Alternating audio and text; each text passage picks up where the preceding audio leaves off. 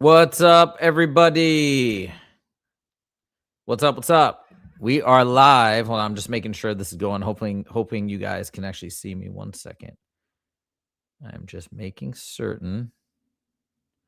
Yeah, we're live. Okay, perfect. What's up? What's up? Okay, I see a bunch of people in here. Just want to say hi. Light here. I'm going to read through some of these comments. Light Angel says hi. What's up? What's up? Welcome. Truth Seeker is here. Says 1:33 Ireland time. Oh my God. Thank you so much for joining at this late time. I don't know if you are well, I've never been to Ireland, but there's a lot of great fighters out of Ireland that fight in the UFC. I don't know if you're a UFC fan, but what's up? Good evening. Greetings from Australia, Silver Soul. You came on. Okay, so it's 11 a.m. there on Saturday. Very cool. Hi from Ireland. What's up? What's up? Okay, let's see. Yeah, Silver Soul. I know you've left a bunch of comments on a lot of videos, which I've responded to. So welcome. It's great to see you in here. Oh, you just came across a few days ago. Amazing. Well, I'm on a mission. I'm on a mission to learn as much as I can, as quickly as I can, and share it all with you guys. And I'm trying to do it in a way that is also informative to other people and helps us all collectively get to the answers. And if you are new to the channel, you may have figured this out already, but in case you haven't, like, I'm not trying to claim that I have the answers by any means. I'm just trying to figure things out. And I'm not nothing more than just a normal person, but I love to learn. I love to read. I love to make videos. I've been on YouTube for a long time. I have a couple other YouTube channels, but it just felt like it made sense that I could be part of this process of like trying to uncover and figure out what is going on this planet for all of us, for our benefit. And that's basically it. So I see, it's like sometimes people, I know some people made comments like, hey, you don't know enough about this, or not, or you didn't do your research. I'm like, well, this is kind of me doing my research on the fly. That's part of the exploratory process here. And I'm not coming in knowing 100% about John Lamb Lash, who I think Silver Soul directed me towards, or David Icke, or Jason Georgiani. These are people that these are all people that I've learned about literally in the last like couple months.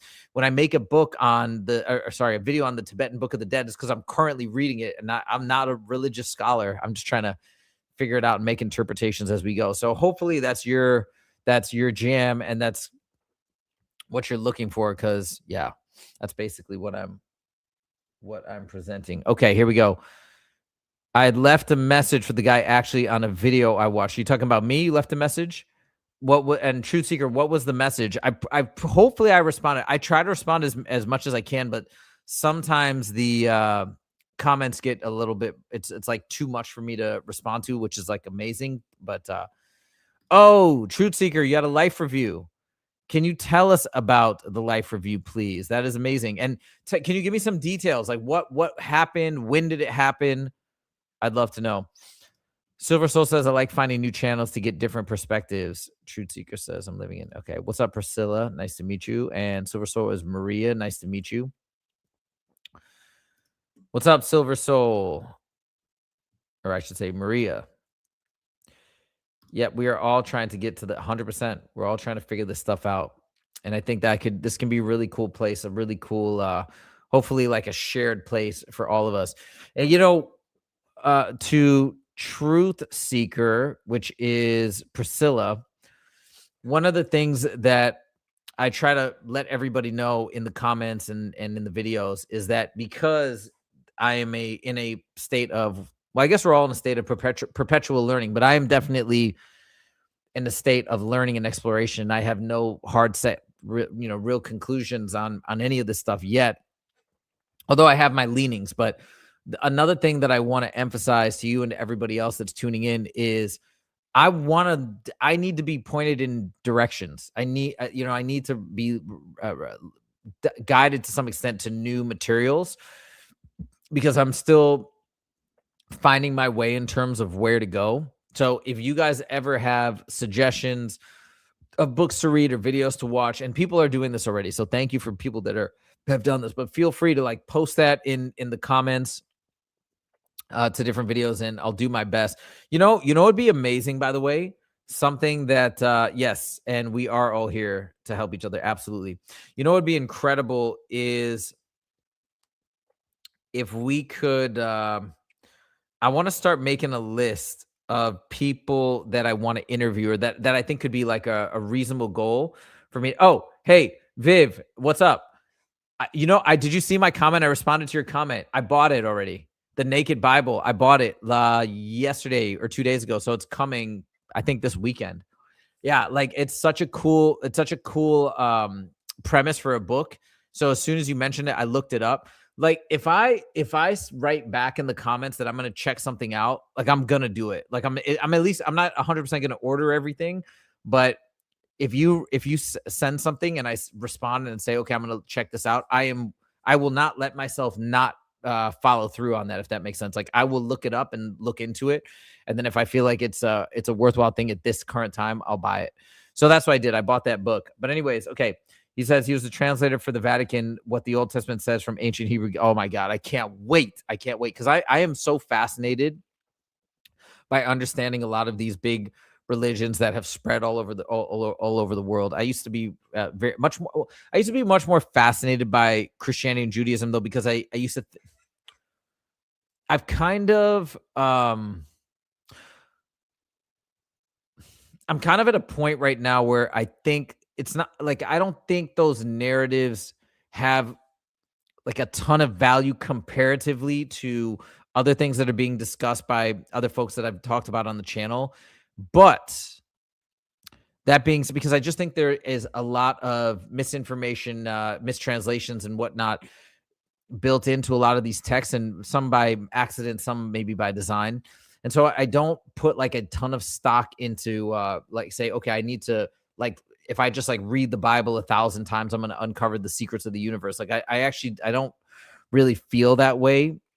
That being said, though, I'm very excited to read this book for the purpose of for the fact of the matter that this is such a widespread religion. I think it's important for us to understand the true roots of it, since it's everywhere. It's the number one or number two, whatever. I don't know what the numbers are. If has Islam surpassed Christianity? I don't know in terms of the numbers, but yeah, it's pervasive in our culture. So like, I think it's good to understand some of these nuances. I think it's probably going to be just an interesting story. So I can't wait. You didn't see my comment. You were busy starting my seedlings. Why are you a gardener? But yeah, I did respond. So yeah. Anyways, let's come back to okay. This is what would be amazing. Hey, look at the bat symbol from Tom's. What's up, Tom? Welcome, welcome. Here's what I would love to do. Okay, I would love to compile a list, and I'll even open I'll open a little spreadsheet here. I want to make a list right now because I'm so serious about expanding the content on this channel to also be a bit of a podcast, to interview people and to do a lot more with this channel. Like I want to do it immediately. I'm talking this weekend. So here, I'm going to make a document right now. Pink Tourmaline interview list. What I would love to do is I'd love to hear suggestions. So somebody, maybe it was Silver Soul, I'm not sure, but somebody gave me an amazing comment for a great recommendation for a potential guest to interview, and that was this gentleman named Greg Braden. Now, I didn't know who he was, but I looked him up. I've seen this guy on the Next Level Soul podcast, so I have heard of him, and I'm going to add him to my list. But if you guys have different people, okay, so potential interviewees. If you guys have suggestions right now, I want to add to this list, and we're going to start building it out. And I'm going to see if I can get some of these people on the show.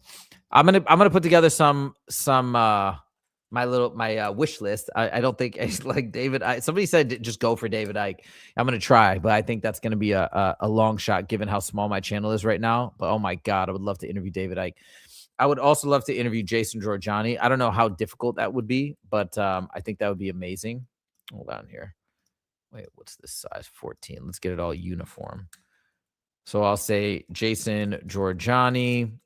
Now, the first person that I did reach out to is Elizabeth April. No, I reached out to somebody else too. Elizabeth April. I'd love to interview Brett Stewart. He's a remote viewer. And I also did reach out to somebody from the far side. Hold on, the far side here. I'll tell you who it is. Courtney Brown. I reached out to Courtney Brown. Okay. Oh yeah, John Lamb Lash. There we go. John Lamb Lash. And I mean, I've seen John Lamb Lash do some interviews that, that aren't like huge YouTube channels. So I feel like that could happen. Who is hey, what's up, ET Universe? Welcome, welcome. Thank you for joining. Hey, Silver Soul, who is Mark Devlin? Oh my god, by the way, I did actually try to reach out to Isabella Green on Facebook, but the message didn't go through. But let me add that to the list. Hold on. Oh, this is helping me so much. Thank you guys. What's up, Amy? Amy Figoli. I appreciate that. Yeah, Isabella Green. So I tried reaching out to her on Facebook, but then the message didn't go through and it said like she can't accept messages, I guess, from random people. So that didn't work, but that'd be cool. Mark Devlin. Okay, so let me write that down. Mark Devlin, Gnosticism. You know what? That would be actually amazing because I would love to learn more about Gnosticism and the nuances. Because one of the questions that I have is when I listened to that John Lamb Lash interview, it was like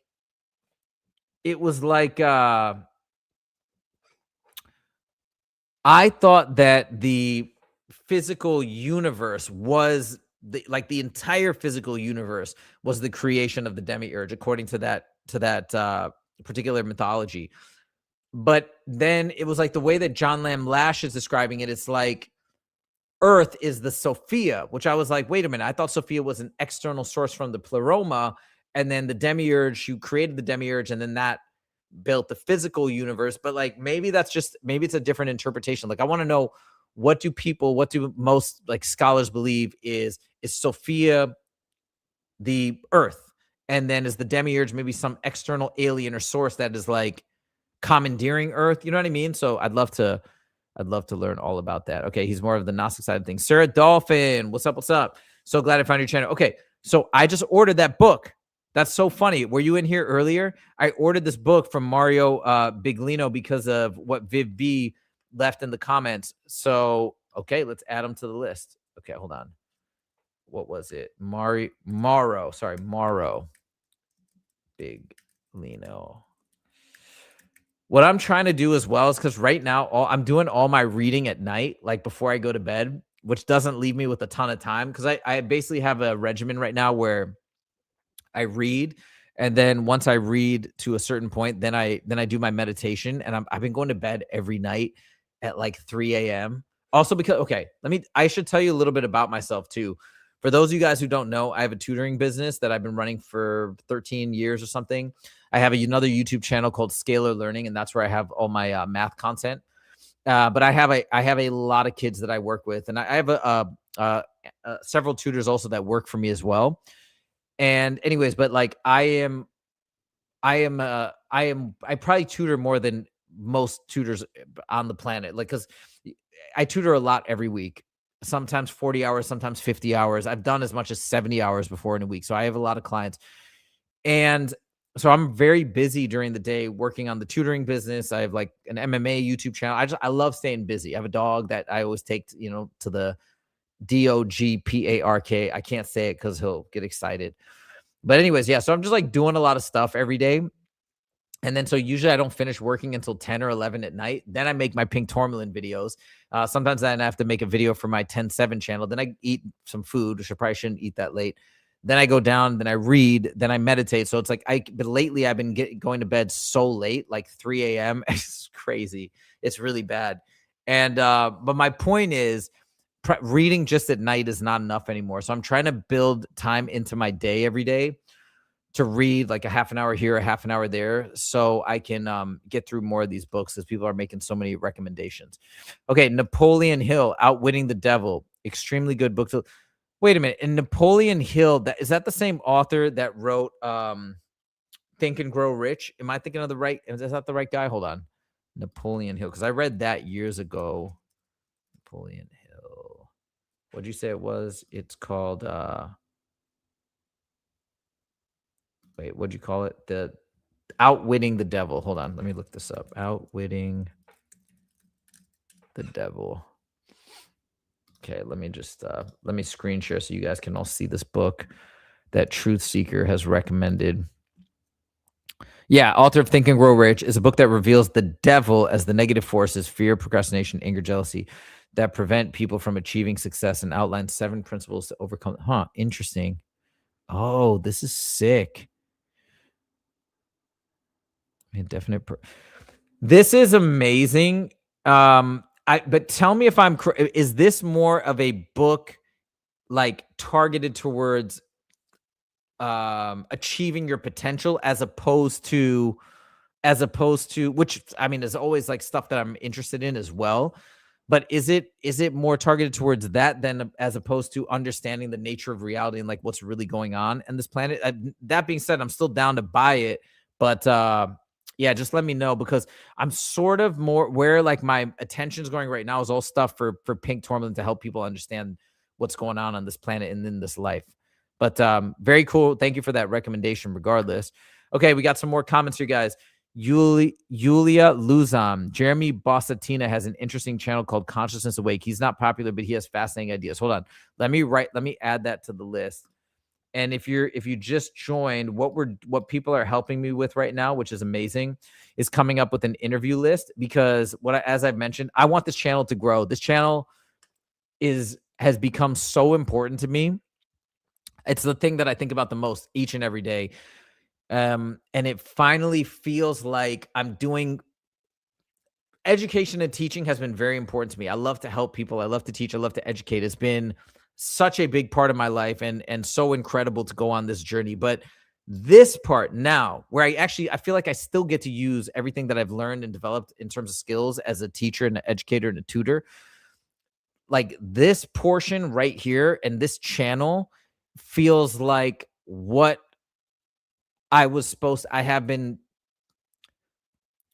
it's like what I thought I was supposed to be doing since I was a kid, if that makes sense, like really young. I had this random idea, and I don't know why, but like I was supposed to, although like not exactly like spread a message. Like the word that's coming to mind is prophet. Not exactly that, but you know what I'm saying? Like a deliverer of a message, and that is important to humanity and mankind, to like, I guess the way we would explain it now is to wake people up. I can't explain why I had that feeling at such a young age. Maybe delusion. I have no idea. But anyways, my point is that's been in there in my brain for whatever reason. And it's like now this channel, it feels like all these things are coming together, and I can do that. I don't know the message. I'm trying to figure it out, but I have a way of helping people, and myself included, to try and find this message. And so it feels so right. And that's why I'm going crazy about, I'm like ecstatic in regards to now having this channel to lock onto and to grow and build. And I'm so serious about it. So anyways, this is a list of people that I'd love to interview, because I want to build this into not just videos that I'm making about like topical videos to educate you guys as well as myself, but also bringing guests on and interviewing them. I love talking to people, and I love having guests. So that'd be amazing. Okay, let me write this down. Sorry. Jeremy Bossatina. Okay, got it. I'm going to have to look at this. All right, it's Consciousness Awake, you said, right? Consciousness Awake. Okay, Viv B says, Tony Sayers, R.E. Ooh, Soul Trap. I need to know more about the Soul Trap. Tony Sayers. Oh, this is so awesome. I'm going to reach out to everybody, hopefully tomorrow. Also, we only have 3 natural chakras. The other 4 are artificial overlays on our ethereal bodies. As per him, he does energy work and can tell you about interesting. Okay, very interesting. Cheryl Dolphin says, Gerald Clark 77. Is that a YouTube name, or what is that, Sarah Dolphin? Is that Gerald Clark 77, like, or is that a person's name? Can you give me more details on that individual? Oh, I would love to do William Bullman, Yulia. I read his book, Adventures Beyond the Body. So let me write that down. It's a great idea. He might be too big time for me. He's done all these like talks at Monroe Institute and everything, but yeah, I'll definitely give it a shot. Yo, greetings from Thailand. Kap Kun Ka, or Kap Kun Kup. Thank you for joining. Love the channel. Dude, where in Thailand do you live? I've been there twice. I've been to Bangkok, Koh Samui, Koh Phi Phi, and Phuket. Wait, did I go in? Yeah, I think that's it. But I love it. And do you train Muay Thai? Because I love Muay Thai. I've been training for almost 7 years. I'm actually doing a big Muay Thai event tomorrow with a bunch of my friends in this like social club that I'm in LA. So there's a lot of people. We're gonna be teaching them Muay Thai for the first time. So I'm really excited about it. Truth Seeker says, "Hey, yes, like you, I'm researching the Soul Trap. Yeah, I am. For whatever reason, that idea generally is what's speaking to me right now. And I'm not saying I have my mind made up on it that is the ultimate truth of like what paradigm we're locked into right now. And the reason why I say that is because I've had see, over my life, I've had so many different notions of what is really happening. You know, when I was a kid, I was kind of, you could say, I grew up in the religion of Islam. So you know what you grow up in, and at least initially, you kind of believe. Although I had my doubts very early on, but kind of believe that. And then separated from that, then I was thinking maybe Christianity or some of these other mainstream religions were the answer. Then I went full blown, basically atheist. I mean, you can't really be fully atheist, but agnostic to the, millionth degree, I guess you could say. And then still agnostic, but then opened up to the world of ETs and was wondering how that plays into consciousness and existence. Then I found like the new age spiritual movement, got into really into NDEs. And so I thought that was the truth. And so you get what I'm saying? So, and then like each of these junctures, I felt pretty good about where I was at in terms of my understanding of how things worked.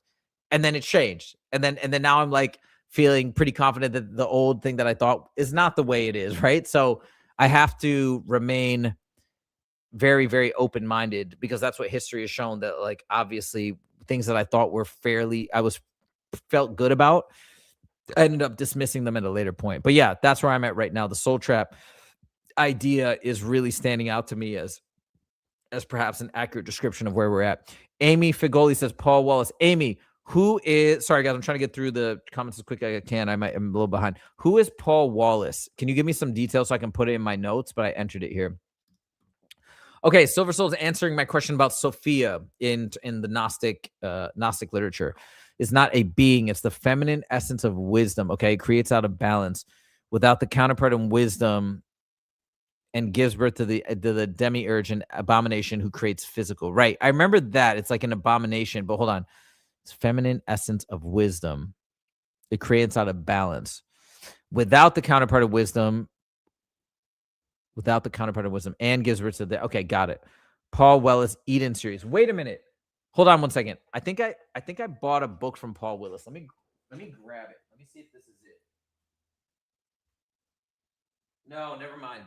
The book that I have, I bought this. I have so many books I have to get through. It's called The Gods of Eden, William Bramley. The Trillion Truth About Extraterrestrial Infiltrate. So I don't know. Somebody said to buy it, and so I bought it. I haven't read it yet, but I was like, maybe that's the guy. Paul Wallace Eden series. Oh, you're saying Paul? Oh, you're talking about Paul Wallace in the chat. I thought you were saying that was somebody to interview. Okay, wait. Should I take this off my list? Is this just okay? Let me know. No, I'm not that Paul Wallace. Okay. Okay, so I'll erase that name. I thought that was a recommendation. Okay, it pushed me. Okay, so wait, what are you saying, Truth Seeker? You're saying yes. Hold on, let me see if I can follow this. What? Okay, so Truth Seeker, what are you saying? You're saying what pushed you to have your life review? Judgment Day. Oh, Paul Wallace. You're saying you're friends with who? And then who is the Paul Wallace you guys are chatting about? And like, oh, here you said Eden series. Let me look this up. Paul Wallace Eden series. Okay, let me see this. Okay, I'm going to screen share so you guys can see what I'm looking at. Escaping from Eden, familiar stories from the book of Genesis. Let's see. Affirm that God made the universe, planet Earth, and you and me. However, various anomalies in the text clue us that we are not reading the original version of these stories. So what were the original narratives? What was the earlier story of human origins, almost obliterated from the Hebrew scriptures? Ooh, this is amazing.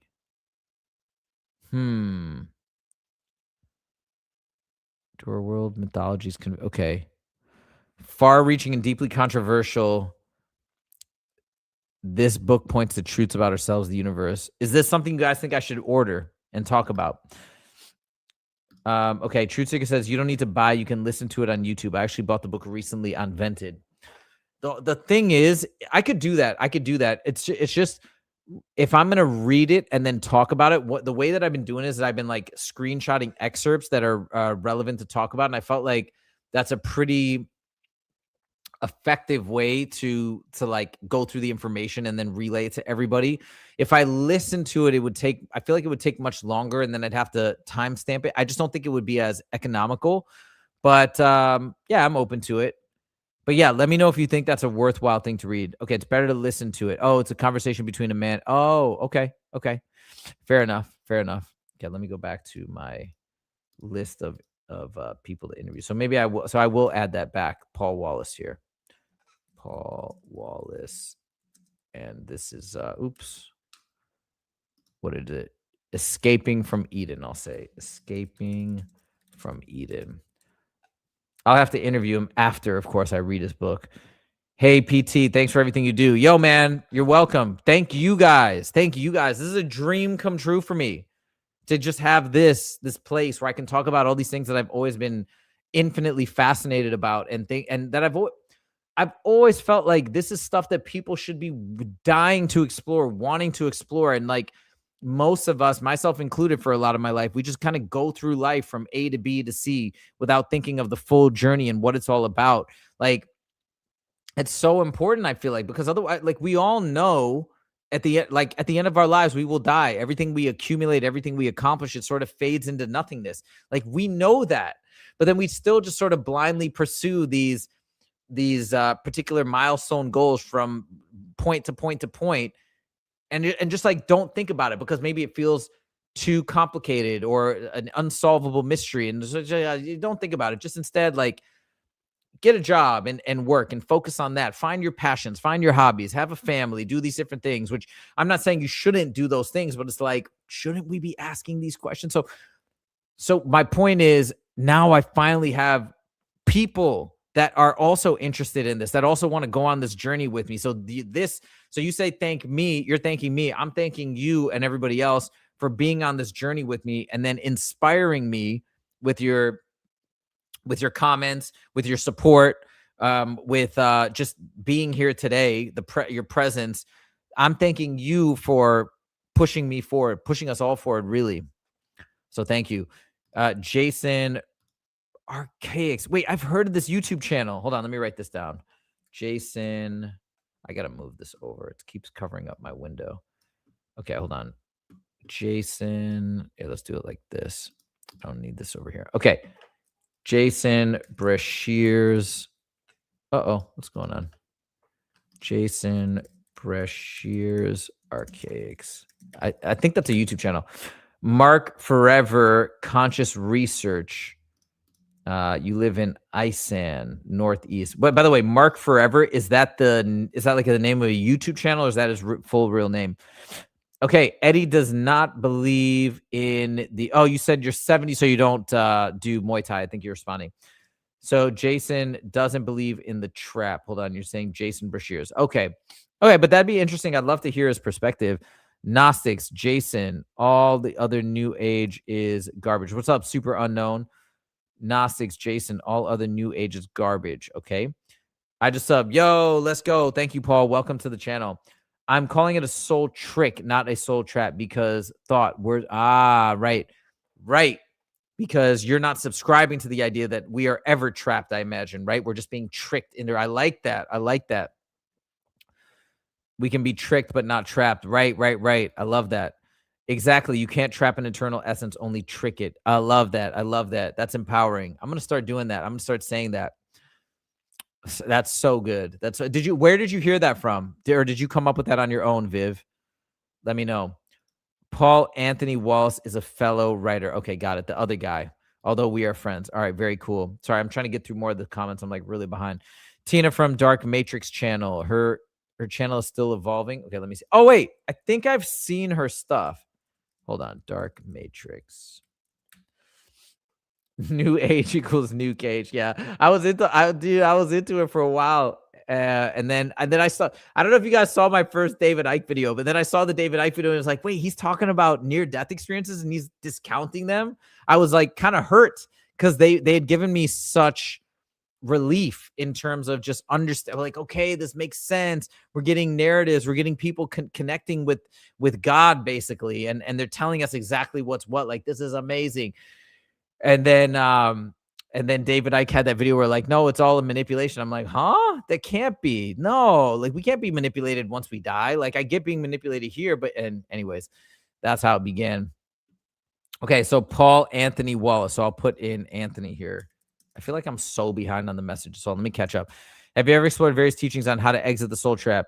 It seems that only Isabella Green is teaching you how to. Yeah, I have. I made a video on Jason Giorgiani, gives an entire way to do it. David Icke talks about it. But I've read Isabella Green's book as well. I made a whole breakdown about her book, which is, what's it called? Leaving the Trap, I think. It's called Leaving the Trick. Paul Wallace is good to interview, an Aussie who was a pastor, I think, researched the Bible. Okay, very cool. No, it just happened to come in. Paul posted. Guys, I am not that Paul Willis. I keep saying he's not that writer. What about Jason Brashear's Archaics? Oh, yep, somebody else mentioned. Hey, Charleston Moore, welcome. Is it a coincidence that there are 26 letters in the alphabet when Moses was born 26 generations, when there are 206 bones? And there's 26 people on the stream right now, by the way, when there are 206 bones in the human body and God created man in 126. Yeah, maybe that's interesting. And 260 chapters in the New Testament. Interesting. I did not know that. Isabella Green's solution is to activate Kundalini, then blast through Matrix when you die, but I don't trust Kundalini. Okay, I need to learn more about Kundalini. There's a very deep matrix there's a very deep channel called NDE Research. Yeah, I think I've seen that. I know what you're talking about. I think there's a website dealing with NDE Research. Charleston, only in English. Oh, for the Bible. Okay, more about the 26. And isn't English the language of the world? Okay. It's Charleston talking about, okay.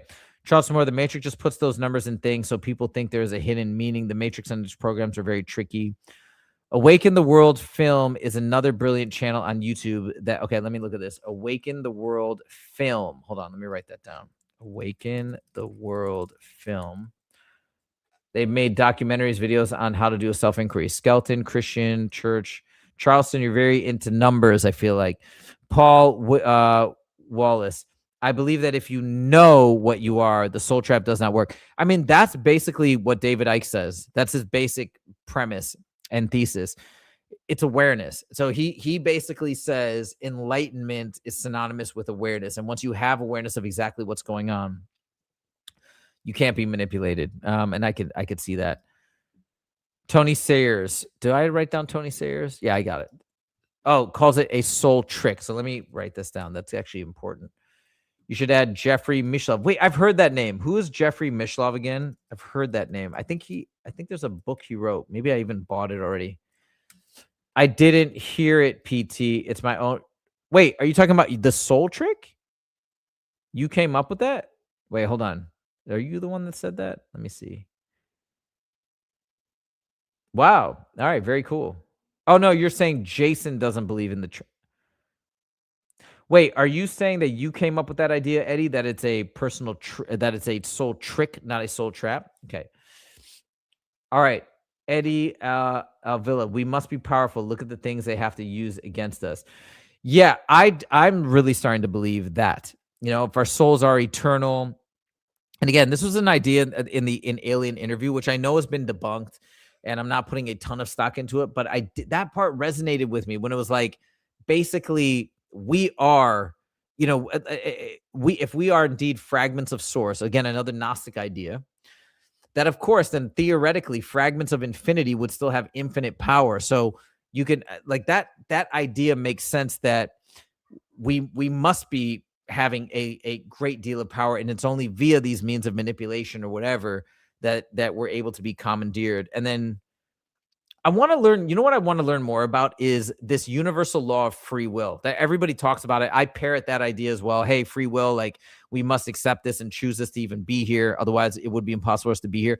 Where does that come from? Like, who came up with that? and who has like researched that phenomenon, because I'd love to know that too. I'd love to do a whole video on the law of free will. So if anybody has any recommendations on where I can learn about that, that'd be amazing. Once people started leaving traditional religions, the Matrix came up with new age stuff. Remember, it doesn't matter what you believe in as long as it keeps. Yeah, I so agree with you. I so agree with you. I made a video about the idea of religion, and like here, the trick of religion, I believe, and it's funny because it's like encased in what's meant to be a positive message. But think about it. Think about this, right? We talk about this idea of religious freedom. Hey, like I want you to be able to believe what you want to believe. I want to believe what I want to believe, and that's how it should be. Like this is great. We want to be accepting. You want to be Muslim, you want to be Christian, and it sounds great, but ultimately we make this weird divide in life that religion is just like something that you accept and that it pre-exists, and then you choose one and you go on. And science is like an ongoing explorative process. Why is not the spirituality, are we saying that these religions are perfect? Clearly they can't be, because none of them is like speaking to everybody simultaneously. So when you say that you should have religious freedom, and you actually get offended when people try and say, well, like, hey, maybe that part of your religion is incorrect, or maybe we should talk about this part that doesn't seem to add up. People get very offended. So what that does is it keeps everybody in these boxes, right? You're saying it keeps you in a box. It keeps everybody in these boxes, not even prevents you from asking questions. It makes it almost like impolite or offensive to ask questions. And then everybody's stuck in the mud. Nobody is asking questions in unison and trying to collaboratively get to the truth. And so that's what I want this channel to be, an opportunity for us to collaboratively get to the truth. And nobody has to be stuck in the mud of like, no, this is what it is. It's the Christian paradigm and you're crazy. And if you don't believe it, we're not doing that. We're going to think and ask and be open-minded. Courtney Brown, I have on my list, Paul. Actually, I did reach out to him already, but you know what? I should put these people in let me put these people in red. I'll still try again, but I reached out to Elizabeth on Instagram and Courtney, I think through the website. Unless you're confused right at death, i.e. dying in your sleep, would be very confusing and disorienting. Okay. Are you saying that's the only way you could be tricked?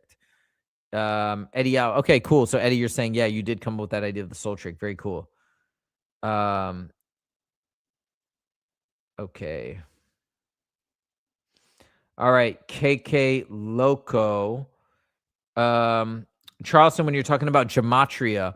Yeah, I know. I learned about this gematria because there's a YouTube channel that somebody pointed me to, and you're saying it's crazy when people dismiss it. But yeah, gematria is this idea, if you guys are unfamiliar with the concept, where you assign numerical values to letters, and then you take the sums of the letters or different things like that, and they have these different codes or meanings. I don't think people are necessarily dismissing it. I don't know, but no, I mean, hey, look, man, I can't. I don't know. I don't know if people here, maybe we're just not experts in it, I suppose. And yeah, but I think I can't even talk about it because I haven't done any sort of investigation into it. But I think yeah, it's something cool that it sounds like you're interested in.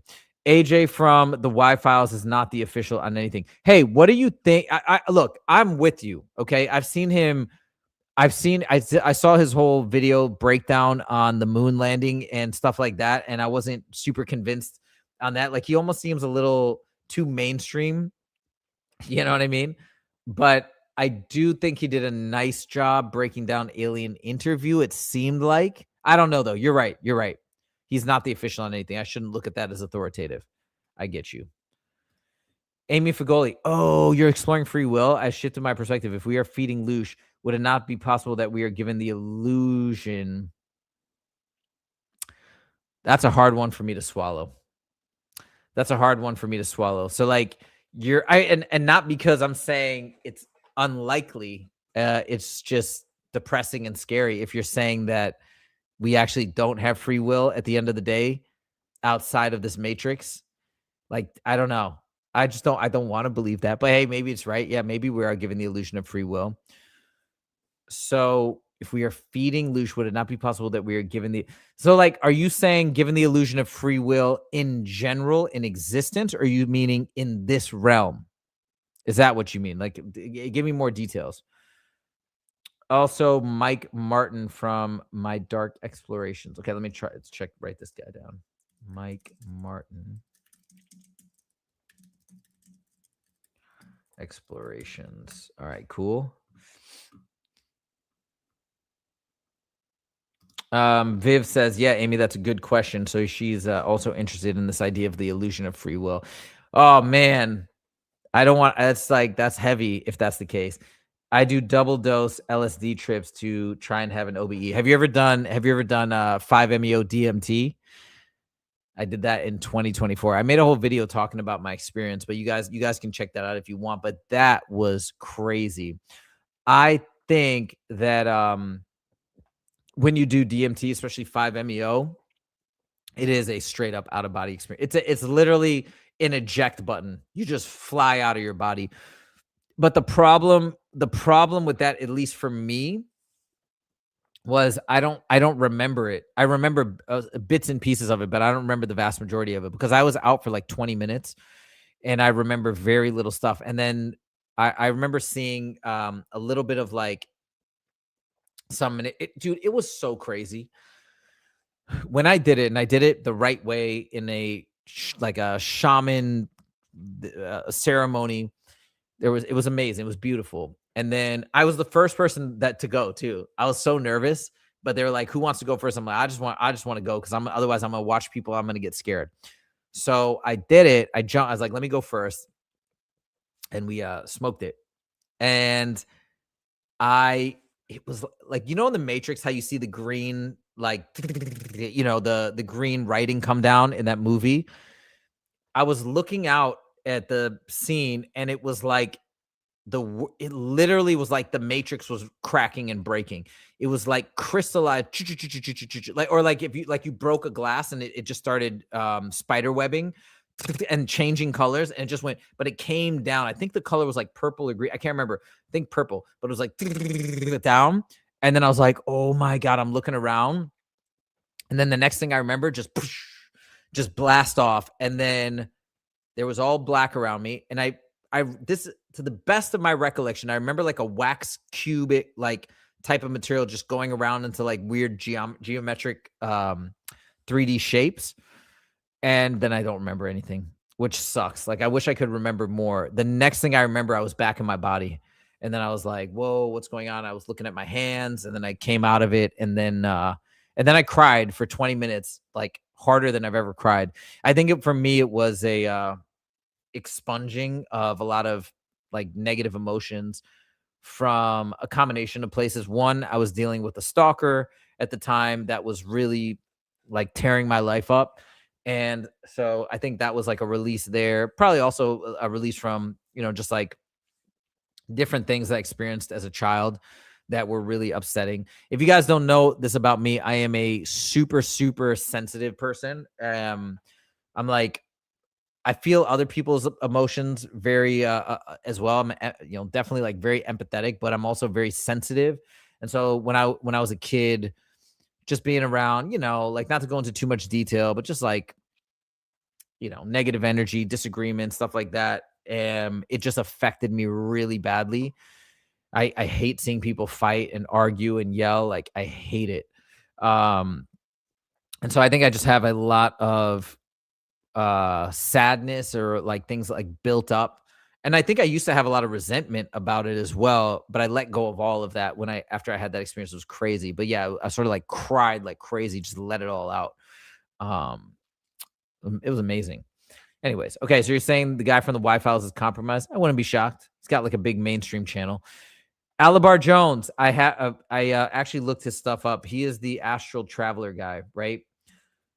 Here's the thing about Alabar Jones. So when I looked him up before and I started watching some videos on this YouTube channel, it was just so out there from what I've learned thus far in terms of them basically like having a spiritual battle that they're engaged in right now. And he was talking about what they were doing and how they were attacking these people. It was just so much for me because it was so brand new. I don't know what to make of it yet. Like so that's why I didn't investigate a ton further or do any videos about it, because I can't even get my mind around it. It was so new.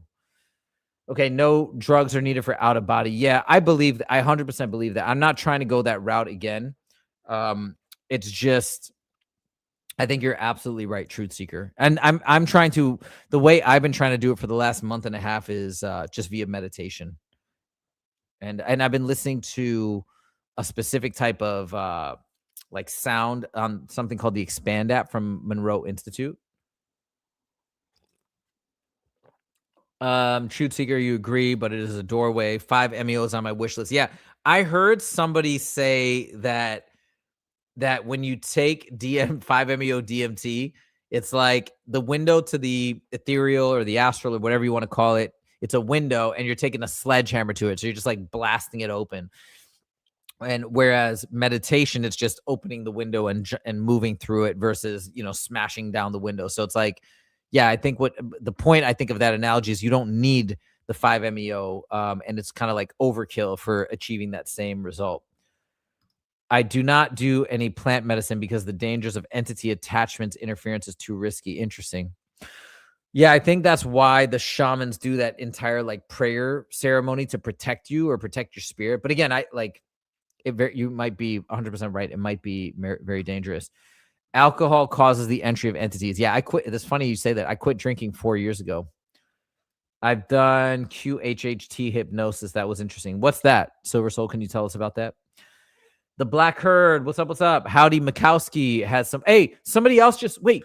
Who? Somebody mentioned Howdy Mikowski in the comments, and I forgot to write it down. I'm gonna write it down. Yes, it was. Hold on. The Black Herd. Tell me more because I remember somebody left what the Howdy Mikowski talks about in the comments, and I'm like, oh, I wanna investigate this. Actually, let me Google it. Hold on.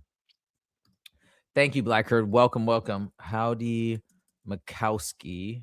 Hold on. 1 second. I'm going to screen share over here. Yeah, and I don't know if you can see Black Herd if you're just joined, but we're making a list right now of people that I want to reach out to interview. Howdy Mikowski is an author researcher. Oh yeah, that's right. But there was something specific. Yeah, it was how to exit the trick. We'll use Eddie's vernacular, but yeah, how to exit the reincarnation cycle, I think. Yeah. This is it right here. Amazing. Okay, wait. I wonder if I should just buy this right now. I'm going to buy it. Hold on. Where's my phone? Okay. Let's see. Bloop, bloop, bloop. We've got Amazon. How exit the cave. God. I really feel like I need to start reading 8 hours a day or something. And just make it a okay. This is by Hogan. No, Howdy Mikowski. Exit the Cave. And I found it. Book 1 and okay. Let me buy it. It says I'll get it tomorrow. My voice is so tired right now. I've been talking so much. Okay, boom. I got it. Thank you for that, the Black Herd. I hate seeing innocent creatures get hurt and abused. Yeah, don't we all? 100%. Hi from Australia. Love your podcast. I just finished reading The Roadmap. Oh, I need to get that book too. Obviously, like I need to get a lot of David Icke books. But that's got to be on my list. He is arrogant, but he may be onto something. Who are you talking about, KK? Wait, let me see. What did you say before? He's Oh, you're talking about the guy from the Y Files. Truth Seeker is waving to Ireland. Howdy is interesting but somewhat questionable. Wait, why do you say that? Eddie, give me some give me some info.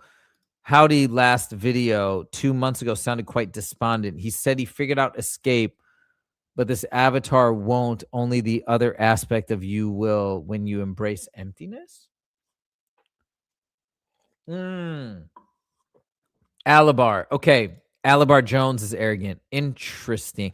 So what, but arrogant is one thing, but do you think he's on the right path? Do you think he's like, yeah, do you buy into what he's saying? That's what I want to know. David W. David Wilcock. I don't think he's alive. I don't know. I mean, if you have information as to why you think that, I'd love to hear it. I think what I've been seeing online is people think that he was taken out. Look, I obviously I had that feeling that could be what happened. But I am no expert in David Wilcock.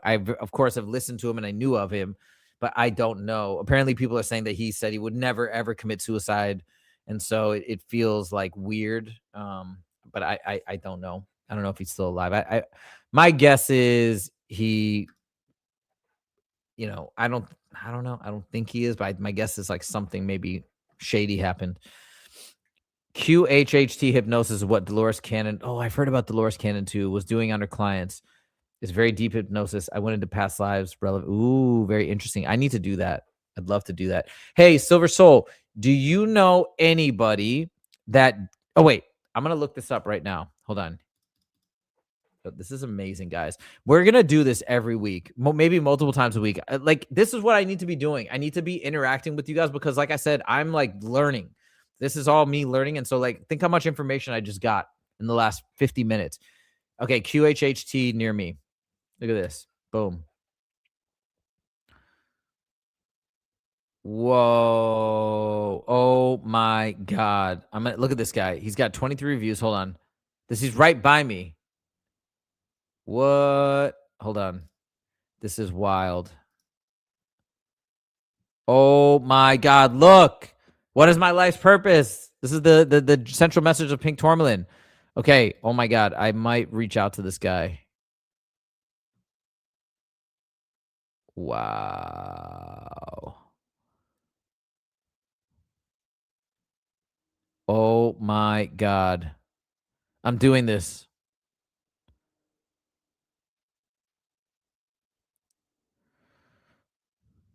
Okay. This is amazing. And if I do it, I'm going to share it with everybody.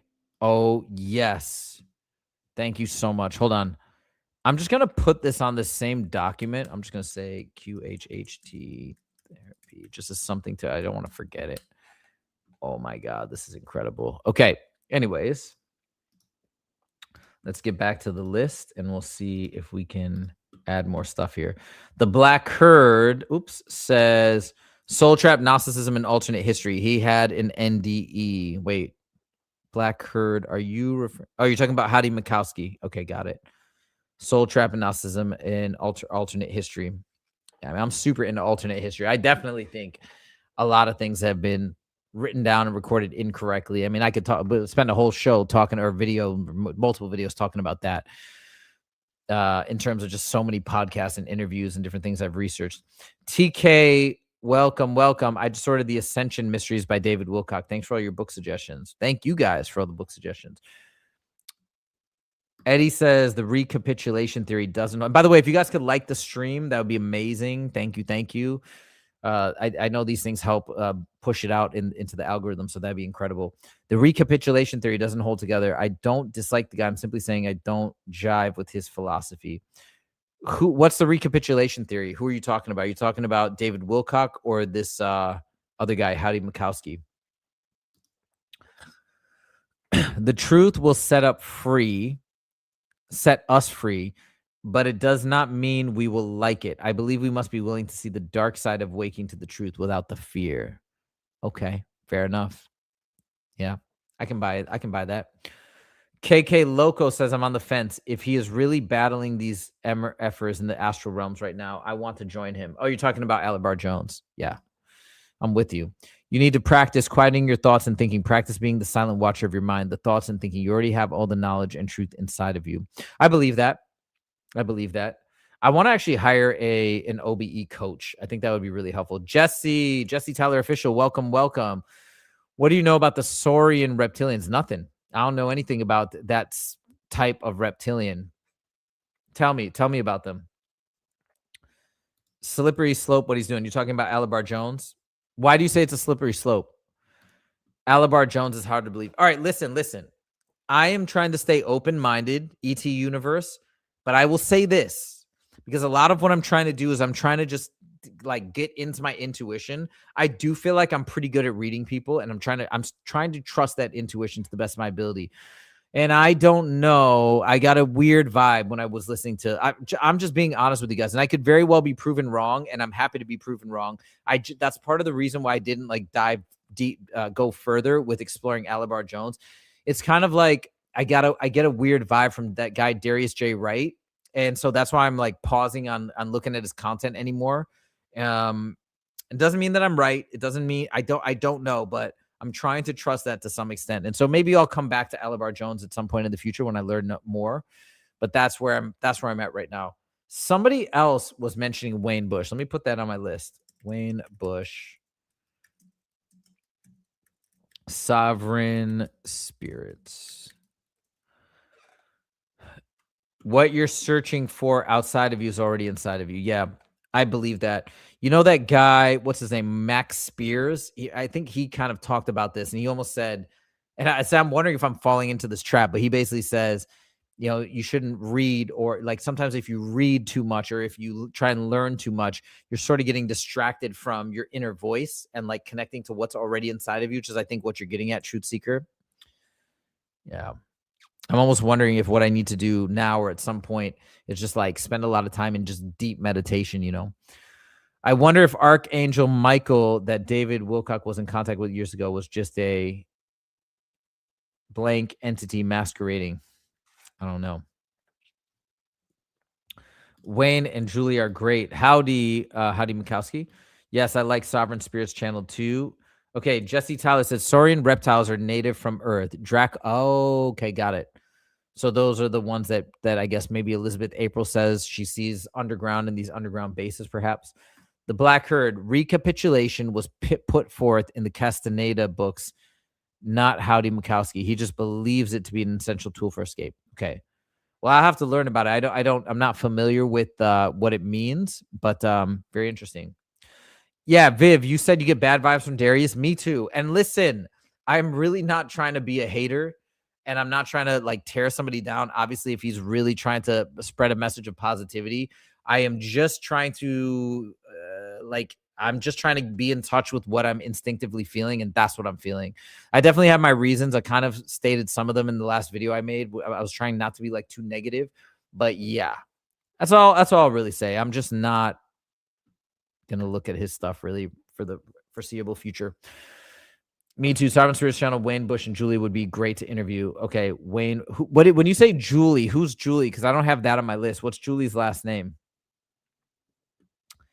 Have you heard of what's up, Nameless Brown? Have you heard of Hidden Amaraku? No. What's that? Tell me about that. Darius has an odd vibe about him. I'm glad I'm not the only one who feels like that. Yeah. I mean, I had a lot of people in my comments basically say that they feel the same thing, which makes me feel validated, because the first time I made a video about him, I got a lot of people being like, dude, you need to look into him more. You're not giving him a chance, this and that. So I'm like, okay, well, let me watch another interview of him. But I was like, something feels weird about him. And then I saw that other one, and then I just everything I felt more so with that second interview. And then, but then in the second video comments, I got a lot of people agreeing with me, and so I'm like, okay, I'm feeling better about my initial instinct. Yeah, Max Spears, I definitely resonated. That guy, man, you could just see in the interviews, he just felt genuine, right? If you're talking about the vibe, like you compare and contrast that with the, like the Darius J. Wright vibe, like Max just felt so sincere and real, and like such a sweet soul that was in a lot of turmoil, and just, you know what I mean? Like you guys get what I'm saying? You just feel it. I think part of what I'm betting a lot of you guys in here are also empaths. I think part of discernment in terms of like, is somebody on the right path or the wrong path, or do we vibe with this person, or do we believe this person? It's probably has to do with that same idea of like the empathy of like how connected we are with other people, is my guess. I'm sure you've heard. Yeah, I've heard about the Anunnaki and their inner and their, yeah, 100%. Yeah. Absolutely. In the Sumerian texts and whatnot, for sure. Sovereignty is the most important, staying sovereign. Yeah. You hear that a lot in a lot of these books that I've been reading lately. Bill Cooper, he was another man. Who's Bill Cooper? Some say not all reptilians are bad. Who knows? I mean, probably not, right? Like, just like not all humans are. It'd be hard. Any of these definitive sweeping statements would be, you know, probably like impossible to be completely true. So yeah, I'm sure not all are bad. But I imagine the system of reptilians that are whatever, if you want to say, are in control or whatever they're doing right now, probably have a negative general agenda. But I'm sure within that system there are people that maybe like don't want to follow that particular system or that particular paradigm and want to help us. So yeah, I would have to believe that to be the case. McVeigh, are you saying Julie McVeigh? Hold on, let me search. I'll write it down first, but Julie McVeigh. I'm going to Google it here. Whoops. Julie McVeigh, Aurora Chambers. Wait. Is this her, Aurora Chambers? No, this is like some attorney. Wait, is that the right one? I may have had to put the wrong name in. Oh my God, Viv, you're telling me. Again, I don't want to turn this into like a Darius hate fest here, but let's just say I agree with you. I don't even want to go into it, but yeah, I can't stand politics and the entire culture around politics and the way that politics has just evolved into this nonsensical game of like mudslinging and avoiding questions and just dishonesty. And it's like, it just grosses me out that this is how we've chosen to, run our planet with a system that is just this like backwards. And then so when I see people engaging in some of these tactics of like trying to skirt questions and answer questions with other questions, it's like, dude, come on, you're just being disingenuous, you know? Oh, Julian Wayne Bush are married. So you're talking about Julie Bush. So, okay. So if I got Wayne Bush here, I'm like, that's good, I guess. E2 Universe, what do you think about the Arcturians? Dude, I don't know much about it. I know Elizabeth April talks about it on Elizabeth April's website. Here, let me show you guys something. On Elizabeth April's website, she talks about all this stuff. Here, let me show you. It's pretty cool. But yeah, I don't know. I don't know what to. I still am trying to figure out, like, I'm still trying to learn about Elizabeth April. There's some things about her that don't mesh with like things that other people that I like are saying. Her narrative doesn't exactly mesh with David Icke, so that's tricky. How do we make sense of that? But yeah, she has where is it? She talks about all that stuff. Where is it? The Meet the GFL here. So look, the Arcturians. So check this out. Advanced, highly spiritual beings from the Arcturus star system, often considered the architects of peace and unity, known for their profound wisdom and mastery of 5D and the higher dimensions, specialize in energy healing, technological innovation, and guiding civilizations toward ascension.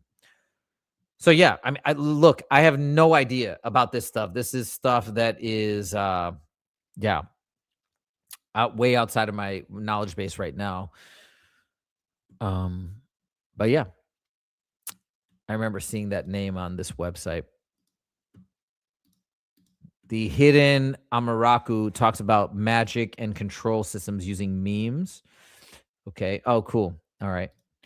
Christopher, welcome. I will say Darius does not go into a great detail about the things that he's asked. He gives some based answers. Yeah. Do you mean biased answers or when you say biased or based? Bad vibes you get bad vibes from Elizabeth April. Tell me more. Oh, you're saying you're having difficulty articulating it. Hold on. Let me shut my my office door, because the sun is like making me look weird. And then I'll turn on my lights. Hold on. 1 second. It's always at this time that I get like this weird, as the sun's setting here in LA, I get that weird bit of light. So actually, maybe I don't even need this. I'm still getting enough natural light. All right. There we go. That's better. Neil Sendik from Gnostic Informant Channel. Okay. Should I put that down? Neil Sendlak, Gnostic Informants. Yeah, I mean, I definitely want to talk to people that know about Gnosticism. That's for sure. What's your opinion on soul pods? I don't know. What is a soul pod? I don't know what that is. Tell me about it. I'd be happy to learn about it. Have you heard of the Greater Treaty with Eisenhower? Yeah, I've heard. I didn't know what it was called, But I've heard about the purported treaty with Eisenhower and like particular ETs saying, "Hey, we'll take technology in exchange for whatever." I can't. Where did I just hear that? Yeah, I think the premise was like was it the reptilians or whoever, there was like a treaty where technology was exchanged, and then because Eisenhower was an elected official, that constituted a free will agreement for us to stay locked into, letting them allowing them to do certain things to us or whatever. So that was their way of like bypassing the or staying within the bounds of the free will laws of the universe. I don't know, but I think something along those lines. David Icke used to roll with Alex Jones, who's control. Oh, you think you said wait, we should be careful of David Icke. Why? Really? Alex Jones. Interesting. Man, that's I feel like that's so sad if that's true. I don't know. Tell me more, Nameless Brown. You guys chime in. What do you think? I feel like David Icke has been a real one. He's just been trying his entire life. He's had so much opposition. He's had so many, like, he's been banned from all these countries and faced so much ridicule.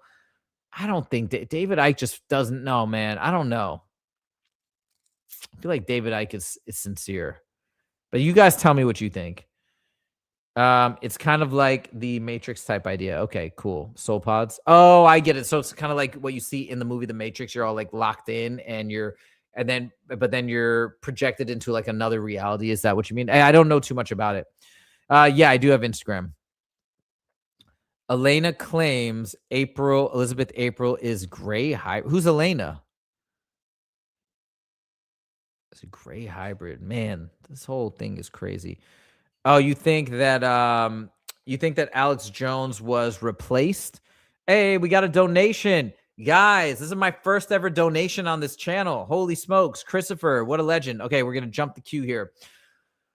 Bro, thank you so much for the donation, guys, or Christopher. I really, really appreciate it. Like I said, this channel, oh my God, I can't even tell you guys how fulfilling just starting this channel has been, and just the amount of traction it's gotten so far is like, it's electrifying. Dude, I had a dream last night about the channel, like going to, really high numbers of subscribers. I was like, oh my God. I woke up, I'm like, wait, was that real? And I checked, I'm like, oh no, that didn't happen. But yeah, I'm just so excited about it. I'm thinking about it all the time. I believe it's going to be kind of my thing in the future.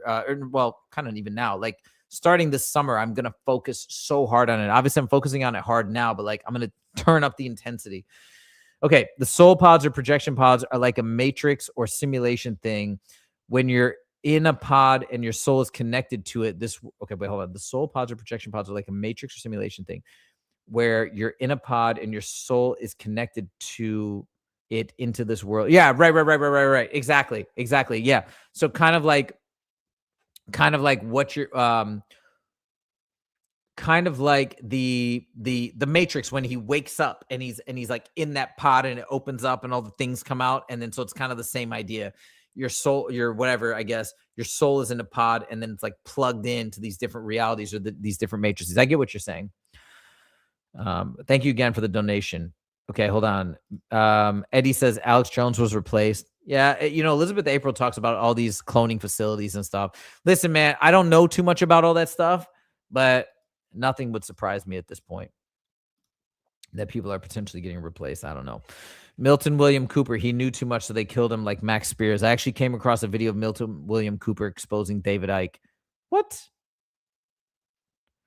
You're unsure of David Icke too? Oh, man. That's disappointing. But we have to be open to all possibilities, so I guess it is what it is. At this point, everything is sus, even people I may agree with. Oh, my God.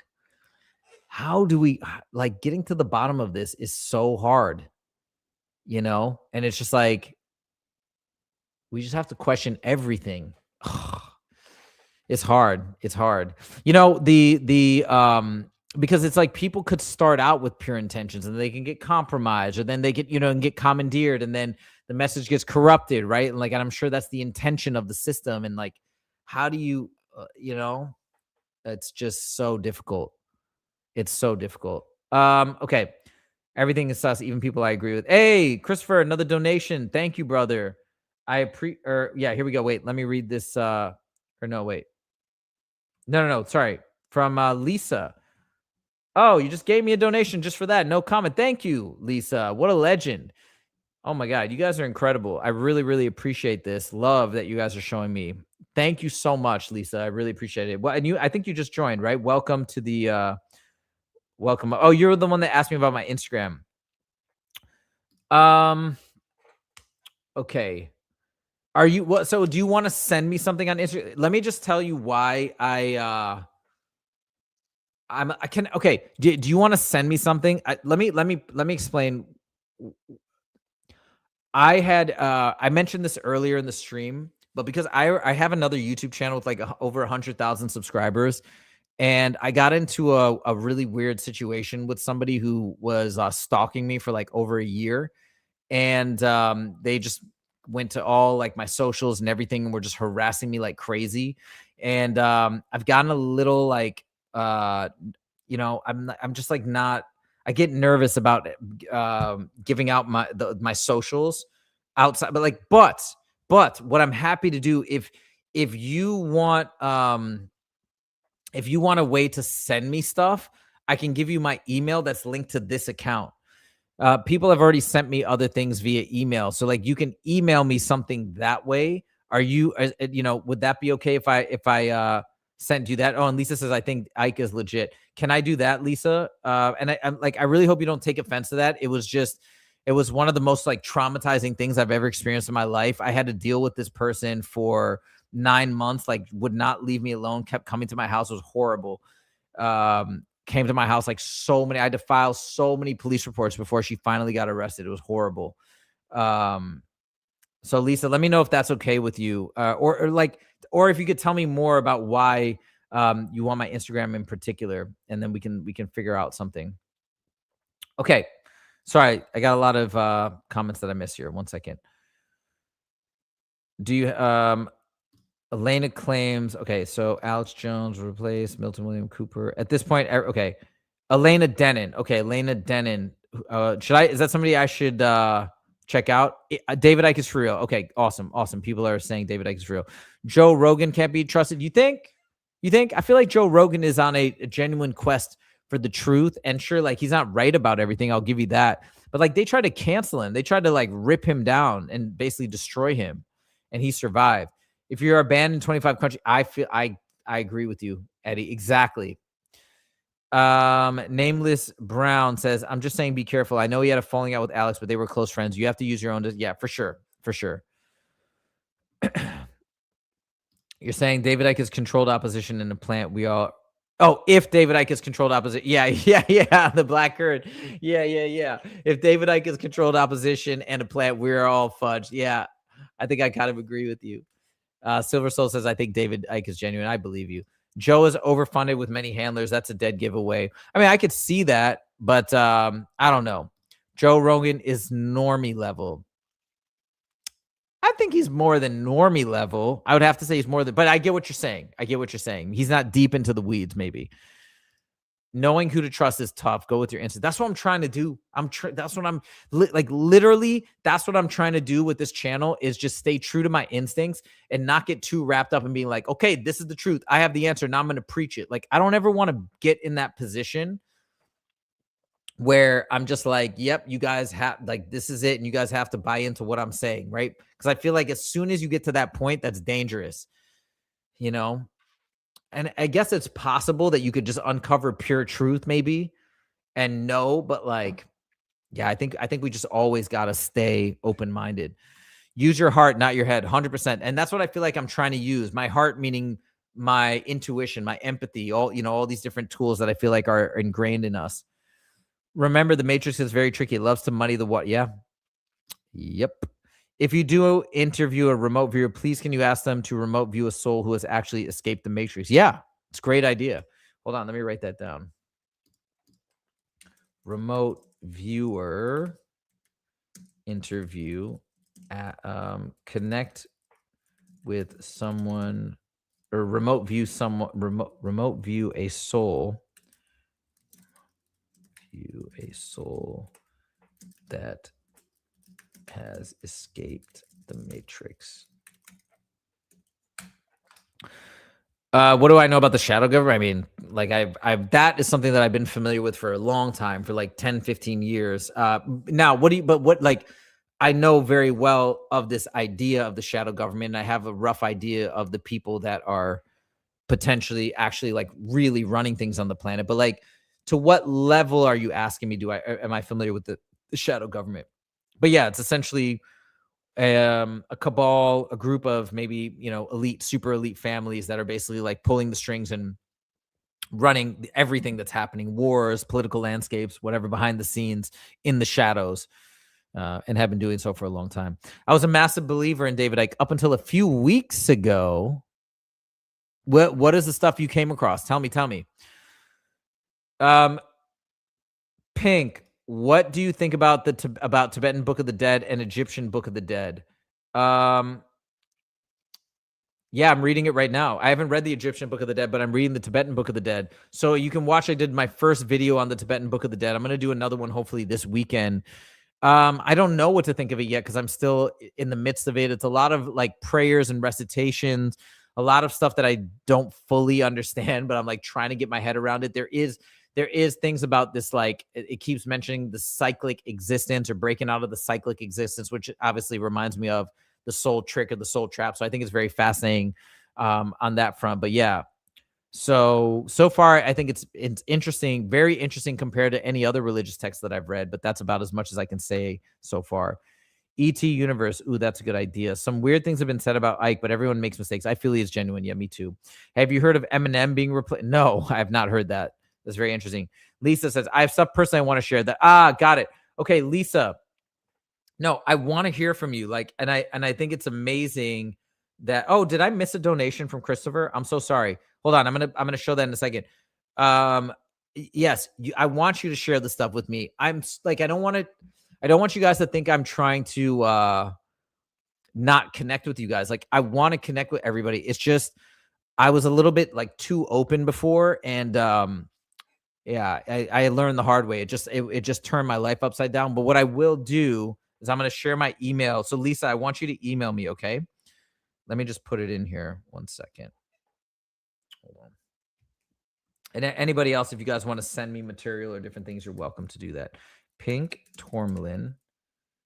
Hold on. 1980. Here. So Lisa, there's my email. And by the way, what do you guys think of the new little logo thing? I just created it last night, and I changed my channel banner, and I like it. I'm pretty happy with it, but let me know if you guys like it. Okay, so sorry, I missed your donation. What is your opinion on the theory of avoiding the light, when and in the void? Because if they could be a trap where entities could coerce you into reincarnation. Okay. Again, I'm still learning about all this stuff, but it makes sense to me right now. And I'll tell you why. In so many types of, like everybody sees the same thing when it's like you pass on in near-death experiences, you see a light and you go into the light, right? So if you're buying into the idea that we are in a soul trap or a soul trick or whatever it may be, this is part of the process that everybody reports. They see a light and they go towards that light, and then they go through like a tunnel, and then they enter the astral plane. So it's like these tunnels basically take you to this other dimension, which is the astral, or maybe it's a part of the soul trap, whatever, right? So if this is the case, that this is almost like a universal phenomenon, and we are indeed in some sort of a trap or some sort of a system, then it would make sense that we wouldn't want to follow the boilerplate like ascension ascension protocol of like follow the light. So yeah, I do think there's something to this idea of not following the light. There are some things in the Tibetan Book of the Dead that talks about was in my last video, I can't remember, it was like going towards it was like a different type of light, like not a bright light that was described. So I do think there's something to this idea of, and I think they talk about in Gnosticism as well, like don't go towards the big, bright, shiny, artificial light. You go towards like the true light. Anyways, yeah, so I think there's something to it, but I can't speak super authoritatively at this point in my journey about it. But there's something to it for sure. Okay, here we go. Let's see. Yes, I would like an email. That way I could write down my experience. Yeah, so I just sent it, and please, message me, guys. No, Elena Danon, I'd stay away from. She gives me the creeps. Okay, just my personal feeling. Amy Fagoli, I feel what is true for one may not be true for another. I trust David. I trust him too.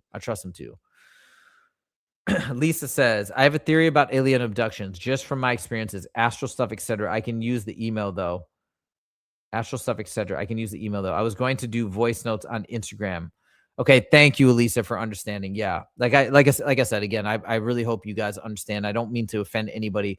You just don't know. Like, if you guys haven't ever dealt with a stalking situation, it's horrible. And like, you hear about it from other people and it doesn't sound that bad. Okay, well, you survived. What's the big deal? You know what I mean? It is a constant psychological torment chamber because your home, your safe space, once it's being, even the people aren't like, she was never able to, this person, to break into my house. But the fact that that they're always watching, they're always lingering, they're always like putting stuff, drawing on your door, like just doing, and like, you never know, you're like being hunted, you're being stalked constantly. It's one of the worst. Might be the worst thing I've ever felt in my life. And there's no escape until she was finally arrested. And that was so difficult to get that to happen. So yeah, it's anyways, I hope you understand. Okay, Viv, I plan on not interacting with anything but having strong intentions of sovereignty and remembrance. Shooting out of there because I already know I am eternal, expanding consciousness, having a human experience. Got it. Okay. So I got to put on my blue light glasses. My eyes are hurting a little bit. Okay. Nobody has, let me see. Eddie says, let me drink some water. My voice is getting tired. Nobody has a definitive answer. That's why we are here to exchange data and learn from others' perspectives. As far as genuine knowledge concerning these issues, John Lasha hasn't covered much. Yeah, I want to interview him and watch more videos. Something that William Bowman said in one of his talks, which still sticks with me, is like, everything we learn in this life is flawed. Like, I love that. And he also said another quote that I'll never forget: beliefs are blocks. How good is that? Right? Whether you talk about belief systems or whatever you want to call, beliefs are blocks. And so if we remember that, we want to not get, I think that's just a constant reminder not to get too tied into particular beliefs. Or like, well, I know you're saying that, but I believe this, so I'm going to go another direction. Like, no, let's let that go. And let's understand that everything we experience is going to have a tinge of bias or flaw or whatever, just based on our sensory systems and how we're absorbing data, plus like all the lies and disinformation and misinformation that's just around. We have to be very, very careful. And that's why I'm like a little suspicious of people that are like, nah, this is it. This is the way. Trust me. What I'm saying, I got the answers. You know what I mean? That sends up little alarm bells, if you will. Lisa says, I trust David too. Let's go. That makes me feel good. Because if I can't trust him, man, that's like, and look, you can't like I just said, you can't trust anything 100%, I suppose. I don't like, if David was wrong about certain things, I don't think he'd go crazy. Be like, okay, yeah, I'm not going to be right about everything. He's learning, he's trying, but what I trust is that he's trying with an open heart and an open mind. He's trying his best, genuinely, authentically. It makes sense if we're in a copy or mimic, there would be a second light, the fake one. Right. Yeah, agreed. Okay, ET Universe says, if this was an actual trap, these negative beings wouldn't go to the trouble of manipulating people with religions. 9 to 5. Yeah. If one goes out of all of this, things start making sense. Yeah. No, somebody was saying that before. You're saying like, yeah, it's not a trap. It's a trick, right?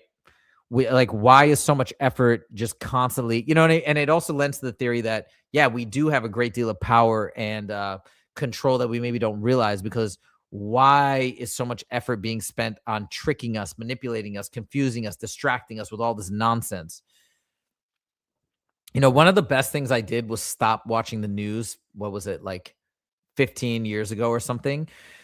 Obviously doesn't mean you stop learning, but stop watching the processed garbage news that is like from MSNBC, CNN, Fox, like whatever nonsense you watch.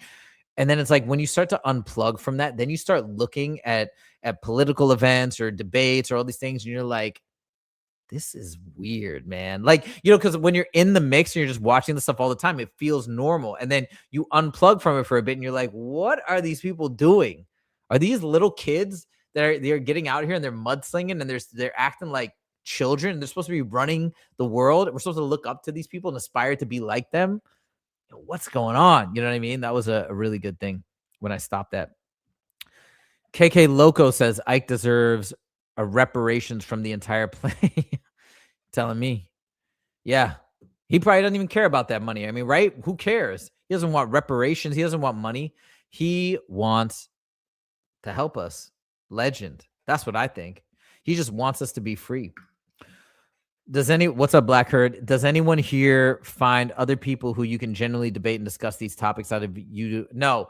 So yeah, that's funny. This is kind of why this community already, even though we're in these early stages of like building, but like why I've been having such a great time conversing with all of you people is that, yeah, I don't really talk about this stuff with most people in my life. There's, a handful of people, but even close friends that I've grown up with, when I have tried to open up about this stuff, they ridicule me. Right. And so I become gun shy about talking about it. But yeah, no. So this is like amazing. Maybe one day what I'll do is I'll set up, what would be incredible? I can set up maybe like a group where we can have like just a meeting, like conversations. I don't know. I'll figure it out as the channel grows. Like what's happening right here is incredible. And we can build off of that, and just to have a community where we can share these ideas. Any out-of-body experiences? Are you saying for me? Because, yeah, I've been trying since I read Adventures Beyond the Body, but unfortunately, to no avail. However, every day that I've been doing it, the experiences get more and more intense. I get crazy vibrations over my body. Sometimes it gets so intense that I don't believe I've actually left. Although there's been times where I've like passed out and then I wake up so I don't know what happened. But I think I've just fallen asleep. I'm not sure. But something weird is happening to my body. I don't know what. And I think that's why I need to hire like a consultant or an expert in OBEs that can help me with this, because I'm kind of just read the book and I'm trying protocols. But yeah, so nothing for me as of yet. But let me know anybody else if you've had one. I think Truth Seeker said she's had one, or an NDE. You're saying you shouldn't have to explain yourself. That's your ego wanting to give you fear. I'm fine sending. Oh, about the whole situation. Okay. Thank you. I appreciate that. That's your ego wanting to give you fear. Yeah, you're probably right. I love that. Beliefs keep you contained, right? Beliefs are blocks. William Bowman, legend. Great saying. We are in an artificial verse. This is not original reality. It's a copy of original reality. Yeah, that's what David Icke says. The Black Herd. Nope. I have neighbors who were still getting the jabby jab boosters last year. Never mind. Oh, hey, we live in a matrix and are fed on LOL. I have no TV in over 12 years. Yeah, I have TVs in my house. But sorry, I'm turning on the light. I have TVs in my house, but like I don't watch.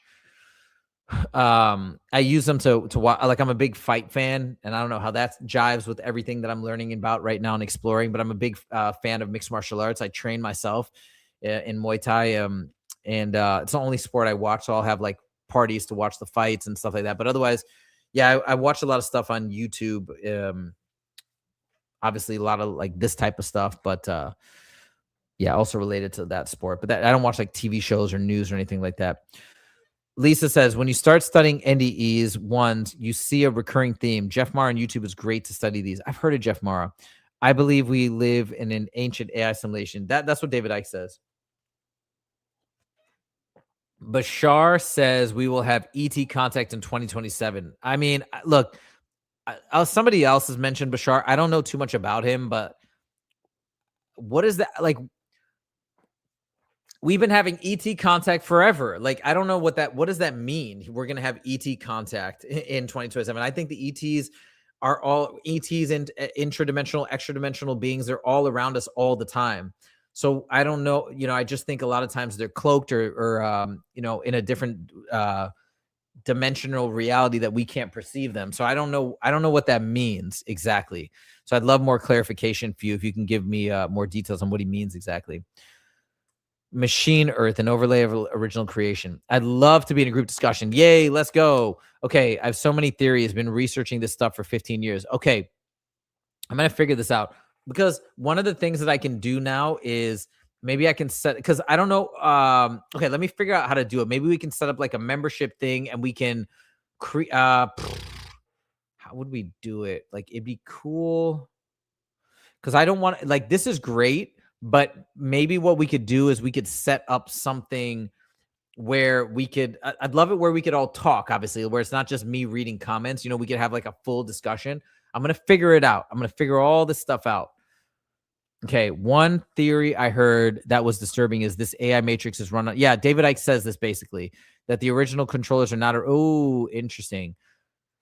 I mean, that I don't call that nightmare fuel. I wouldn't put that past. If anything, that would tell me that that's actually uplifting in a way, that they're not here like overseeing it. It's just sort of on autopilot. But like wouldn't that mean that it would be easier to break out of potentially? I don't know.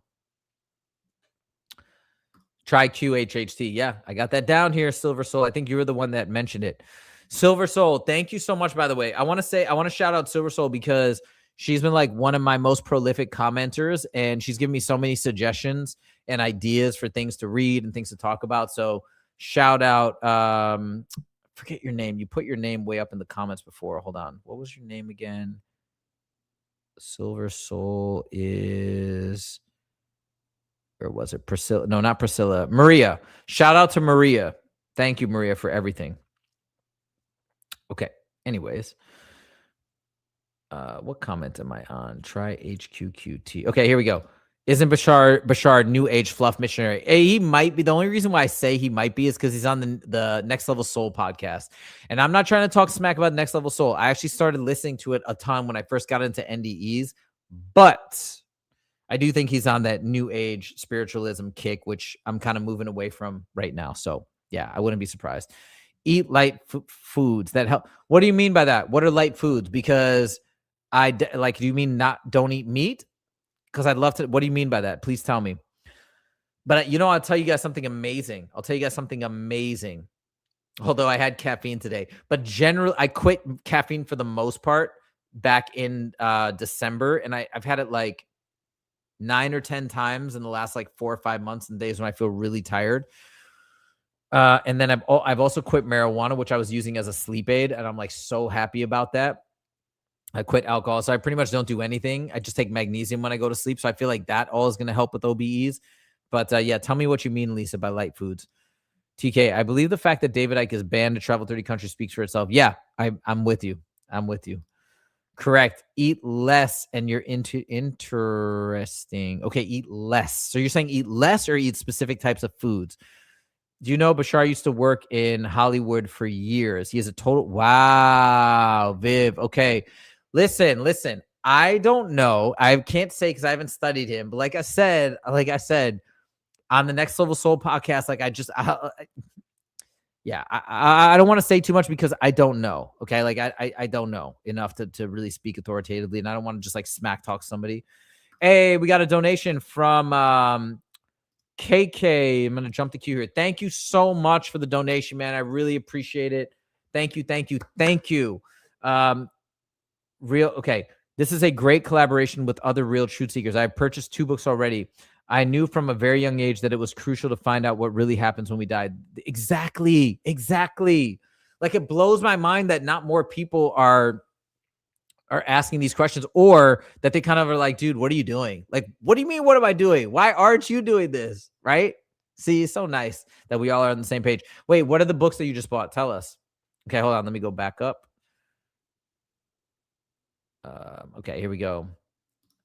Truth Seeker says smiley face. I don't like Bashar. I don't trust channeling at all. Here's the thing, right? I don't think that channelers, and you probably are going to agree with me, Maria.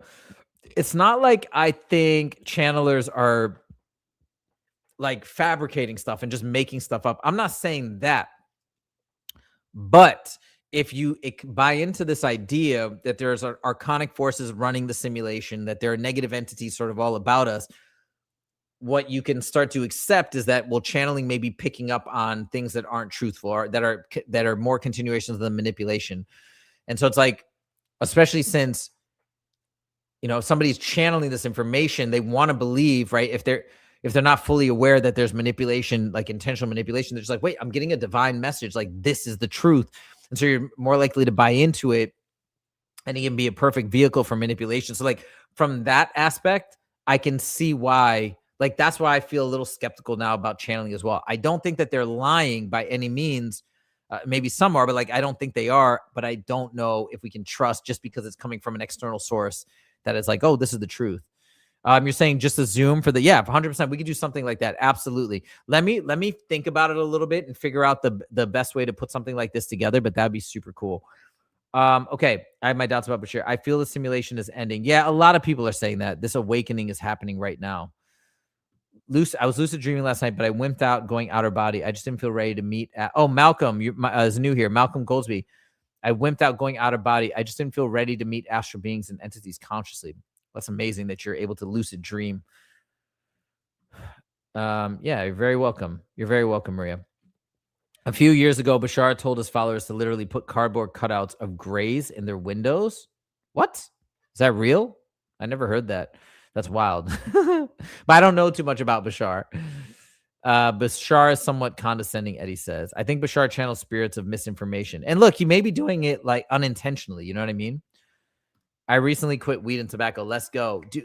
I have had such trouble sleeping ever since I took the bar exam back in 2009. And so like sleep has been a big struggle. It's crazy.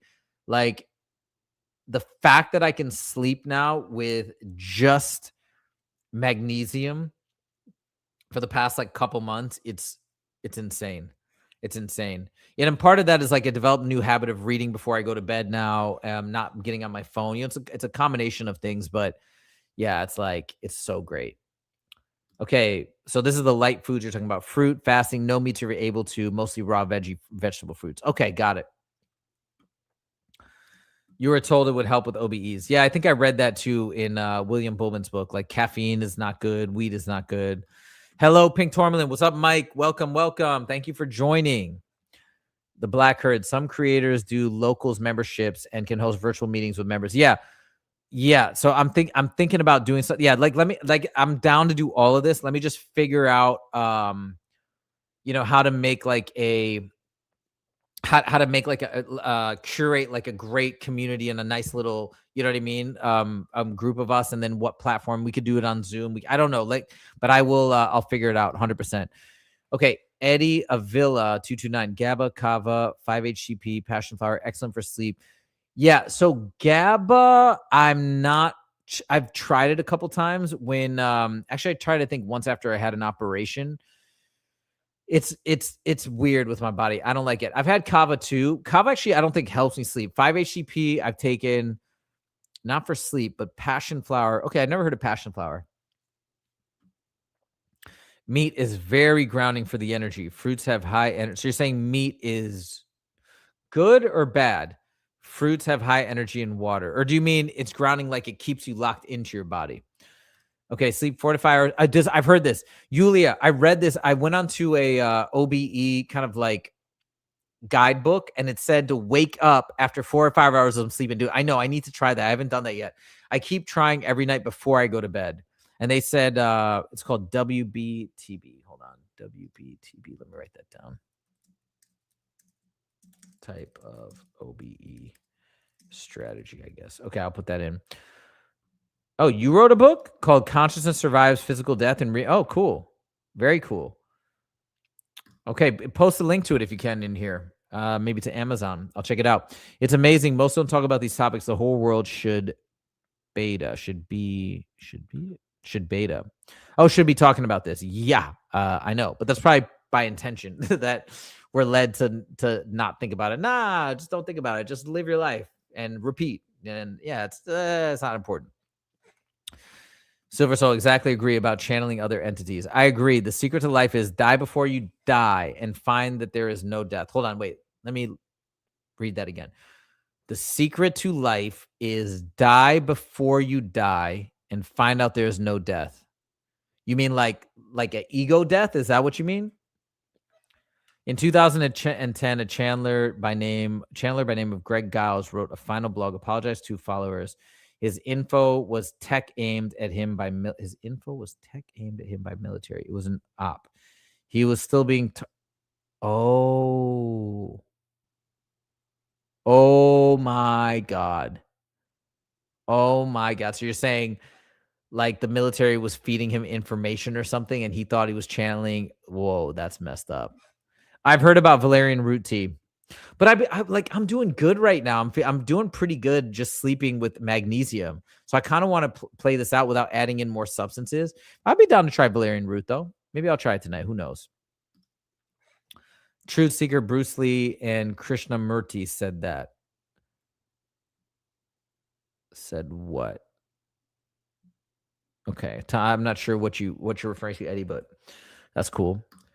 I've had the experience. You drink kratom? Kratom? I know what kratom is.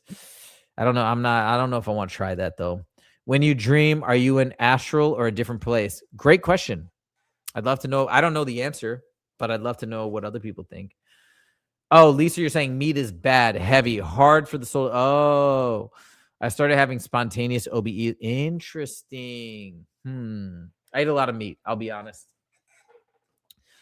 Because it's and maybe for like the spiritual reasons I shouldn't be, but it's what it works with my body. So like you guys may not know this. I'm 45 and but I'm really active. I love to work out. I've been getting into pickleball. I love martial arts. I love to lift weights. And since I switched my diet to a primary meat and like vegetable diet with, reducing a lot of like simple carbohydrates and all that stuff. What was it? No, that was in 2020 when I was 40. I've just gotten into like really good shape, have great energy levels and all this stuff.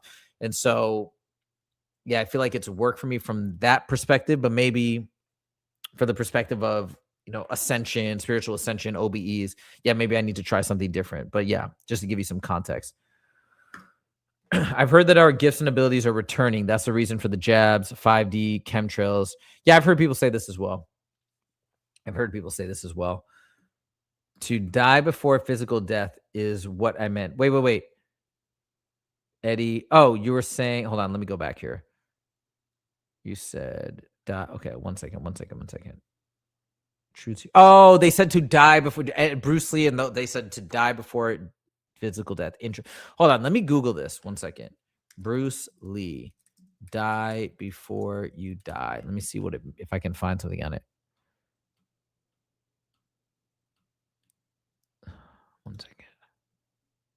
No, I can't find anything. Okay.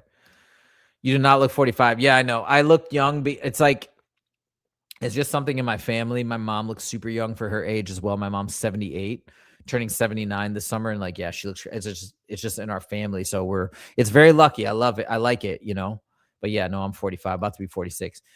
Can someone explain what kratom does? Yeah, actually, I'm not an expert, but I believe it's like, I don't know if it's exactly an opioid, but I know people take it sometimes that had opioid addiction. Yeah, I don't believe it's an opioid, but it's kind of it simulates like that feeling of an opioid, I believe. Don't quote me on that, but yeah, it's a narcotic of sorts from a plant. Eddie, and to avoid reincarnation as well. Yulia says, the thought of this matrix realm being destroyed and everyone free is a nice, happy thought. Gives me a joyful feeling, but can it happen? It's gotta. You know what? If we can imagine it happening, if our consciousness is capable of imagining it happening, it has to be possible. It has to be. How else could our minds conceive that? You know what I mean? If it's not a potential reality. Like what about all the stuff that people say our consciousness is actually creating the construct? It's kind of like rendering the matrix in a way. So like, I think if we can think it, if we can imagine it, it's got to be possible. I bought Edit the Cave by Howdy Mikowski. I never heard of him before. And I admit I'd been meaning to buy Thenosis. So I made a video about Thenosis if you want to check it out. I just focused on the last section of the book. The Gnosis, though, man, the way that Jason Giorgiani writes is like so dense. So it's not the most fun read, but there's some cool stuff in there. Hey, thank you, thank you, thank you. I try really hard to stay in shape and eat healthy and do all that stuff. Eddie Alvali, kratom is good for pain relief. ET Universe, did you take the jab? Are you, or I'm not sure if that's a question for me. It gives me energy and focus. Eckhart Tolle, he uses that phrase. Are you related to Lionel Richie? No, I'm not. Why do I look like Lionel Richie? Thanks, Paul. I need to try. Are you talking to somebody else? Thanks, Paul. I need to try that. Kratom is legal in I think it's legal in the US. I don't know. No way in hell I'm coming back to this hell again. More importantly, I never consent to have my memory wiped ever again. The parasites need their own damn loosh. Yeah, but you know what's funny? David Icke was asked in an interview, he's like, would you come back? He's like, I don't know, maybe. You know what I mean? Because he's like, it seems so crazy while you're here, but then when you're outside of the matrix, you might look in and it's like, it's just such a blip. It's such a fraction of existence. That's like, yeah, I'll go back. I want to keep trying to help people. I want to keep trying to break people out. So you may feel differently when you're on the other side, you know? I don't know. Trusika says, no, I never took any jabs. Tried to wake up all my family and relatives, but couldn't. Die before die is a Buddhist term. Interesting. Basically means get rid of I'm going to see if I find in the Tibetan Book of the Dead. Means get rid of the materialistic things out of life and have no attachments in life. It means, hold on. Dude, somebody else was talking about this that no, it was in one of the Gnostic videos that I was watching, that you have to detach from everything, from all your attachments in order to be liberated.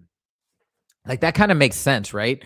Like if you have attachments to whether it be material things, family things, whatever it may be, it would almost seem like those would be psychological or spiritual anchors, you know, to the system, to the matrix. And then somebody made a comment too in one of my videos, like, well, okay, then that kind of maybe makes sense why it's such a great idea, or it's such a important aspect of the Buddhist philosophy to just get rid of material possession and be out in the wilderness and just to meditate and detach. Like, why is that so important? It's maybe to lighten the load so you can actually break free of the wheel of samsara and ascend, you know, like what's that like, why are they doing all that? Maybe there's like a really good point, because that's not an easy life to live. That's a tough life to live. Like us here in the regular world and community and society, like it's fun. You know, there's a lot of things to do and a lot of people to meet and parties and trips and social events and gatherings. And so why would you detach from all of that? There must be a reason, I think. Or very well could be a good reason like that. Okay, so you said not with a mind. Oh, yeah. So you say, nope, I'm not coming back with a mind wipe. Fair enough. But having no attachments in life means no loved ones, no pets. Yeah, maybe it's not no attachments, you know, maybe it's like, obviously, you know, you're always going to be born to parents. You're always going to have some connections, but maybe it's trying to minimize them to a certain threshold where you're like not going to be chained down or anchored down and you can fully escape. You know, it's like just minimizing the attachments to a point where you can achieve escape velocity, something like that. Maybe, you know, just an idea. To have a good death, you have to let go of everything. Yeah. Everything. So you think it has to be just like complete letting go? Okay, interesting. Mind wipe is the biggest giveaway. Biggest giveaway to what? That we're in a trick or trap? Is that what you mean? I know. I'm not able to go back. I live in the other world majority of my day. Every day. Yes, you have to detach from everything. It's not on forever. You practice attaching and detaching. Got it. Okay. What do you mean you live in the other world majority of my day? Can you tell me what you mean by that? Ooh, something ringing in my ear. Familiarity might be the greatest of deceptions. What do you mean by that? What do you mean by that? I definitely agree with vegetarian food. It helped me with the start of my spiritual awakening years ago. I'm trying at the moment to get back to a vegetarian diet. The farm factories are so cruel. That's fair. Emotional detachment does not mean you don't care. It means you don't carry emotional baggage, is what Paul says. Emotional detachment does not mean you don't care. What does that mean though? But like, can you give me more what you mean? Because what is emotional baggage? And what's the difference between that and caring? I think you can still retain your personality while escaping reincarnation. The sovereignty is key. Like Jason Giorgiani talks so much about sovereignty. The detachment idea might be an archontic misdirection. Huh. Interesting. God, everything is so confusing. But hey, that's what it is. We can't be disheartened by the difficulty. It is what it is. Eddie Alvila says, yep. Look up Italian chemist Corrado Malanga. Okay. He has been doing hypnotic regressions on these. Okay. Corrado Malanga. Hold on. Here, I'll do it so you guys can all see. Corrado. You know what? Let me do the whole window. Let me do this so then you guys can just see what I'm doing here. Wait. Let me close a couple things here. 1 second.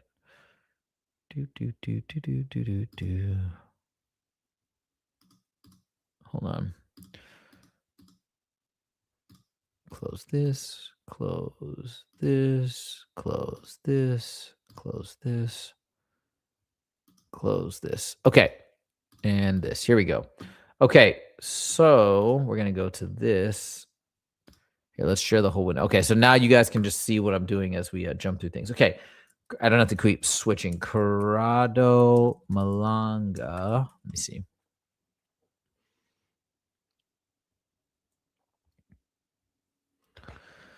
Four research works with 21 citations. Okay, his author and researchers worked on projects related to Great Pyramid. Ooh, cool. Malanga co-authored. I love learning about the pyramids, like the true nature and history of the pyramids. Authored a 2002 remote sensing. That's probably remote viewing, right? That describes a method for high resolution 3D tomographic. Oh no, maybe that's different. The method analyzes micro movements in the pyramids, which are usually caused by seismic waves. Okay. Interesting. Corrado. I'll write this down as maybe a guess too. Corrado Malanga. And I'll just say pyramids. Just to remember roughly. Okay. Paul says it took me 10 years to emotionally detach from everything. Wow, you're detached from everything. That's wild. What's the topic of your other channel? Oh, my big one is it's math, and so I have a tutoring business, and that's what I started 13 years ago. Some of it is related to standardized test prep, like for the SAT and the ACT, but it's me personally. It's all about I teach math and then I have tutors that do other things, but so the channel is primarily math stuff. Here, I'll post a link if you guys want to check it out. Hold on. Here it is. youtube.com at Scalar Learning. So you guys can check it out there. Okay. It means you have no feelings. No. Okay. Is that what no emotional baggage is? No feelings. But how can you have no feelings? No emotional baggage means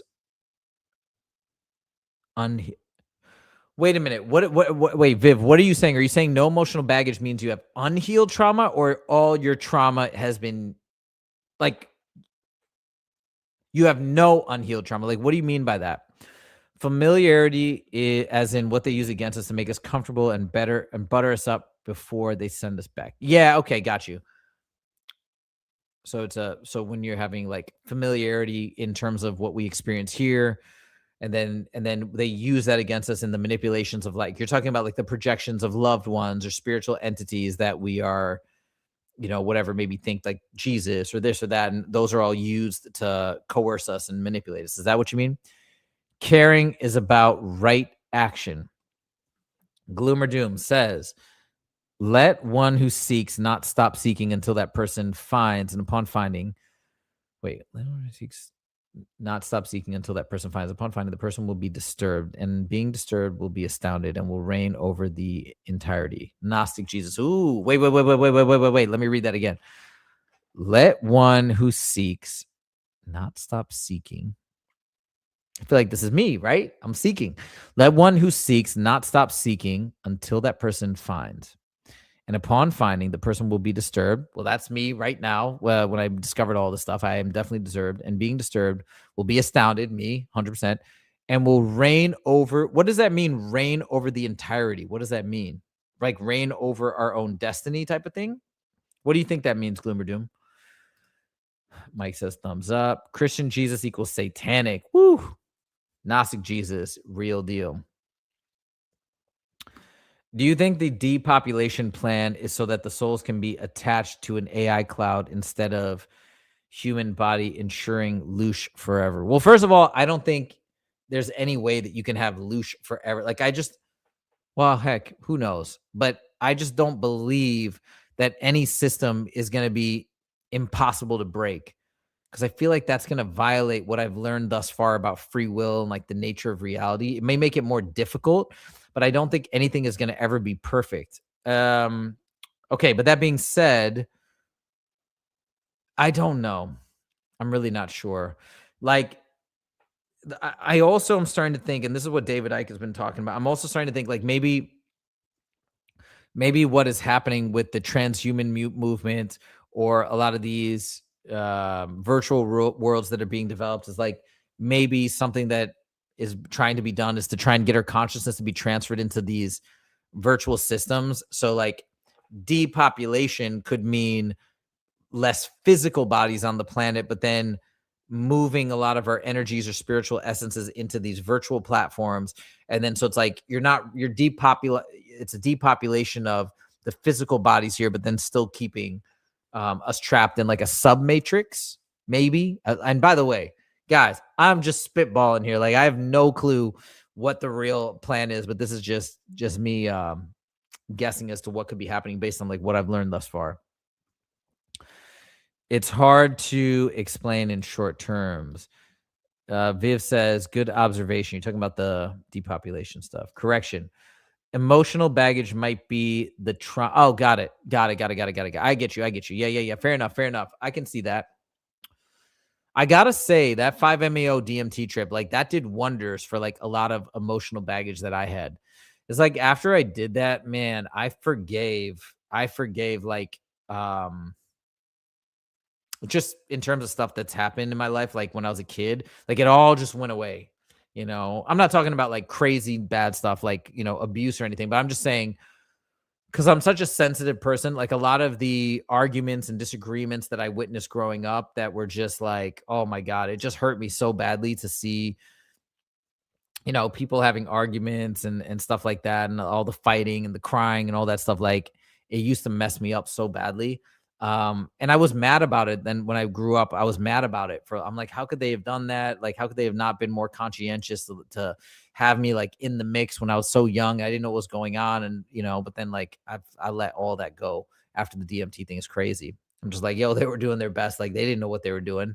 They're not like me either. You know, nobody in my family is really that like me in terms of like my extreme sensitivity, my empathy and all that stuff. So they don't know. You know, it's hard. How would they know? Where can we write to send you detailed information? To my email address here. I'm going to post it again. I posted it earlier here. 1 second. Pink Tourmaline 1980. Okay, here you go. I just posted my email address. Eddie, I don't want to be right on that. Yeah. I hope you're not right either. You're seeking self. That's the message. Yeah. Okay. Fair enough. Let's just say it's closer truth. The divinity is within, is not an external force. Oh, Silver Soul, you got to go. What a bummer. Okay, fine. What a great live. Oh, I'm so glad you liked it. Oh, yo, this has been amazing for me to see how many people showed up. This is incredible. Thank you, Xavier, for the work you're doing. Sending love to all. Take care. All right, later, Maria. Thank you so much. Peace. True Christ message of was an illuminator, not a savior. Yeah, it's kind of like the Gnostic narrative, and that makes more sense to me. You save yourself. Exactly, right? The kingdom of heaven is within. I think that's the famous quote. I agree with Max Spears when he said our hearts are connected to earth. I think so many people have lost their connection to nature, spending the majority of their lives indoors. True. When you seek truth, it's painful. Then it's amazing. Then you may notice no longer be ruled by it. You rule entirely. Yeah. Then you're no longer ruled. Yeah, I got you. Viv B. Eddie, someday I'm totally like, yes, I can only save myself. I'm uber conscious, but then it's like, oh crap. Yeah, I think I have a feeling that all of us that are in here, like, I think we probably all can save ourselves, but because we're obviously awakened to a certain degree, probably more so than most. But I think, like, I don't know. I just have a feeling that that's not why we came here. We came in here not to just like save ourselves. We came in here to help everybody else. Right? Do you agree with me, Viv? Do you feel like that? I don't know. It's just a feeling. Okay, great. Gospel of Thomas. Yeah, I need to read all the. I got the book, the Nag Hammadi text. Actually, I need to read those soon.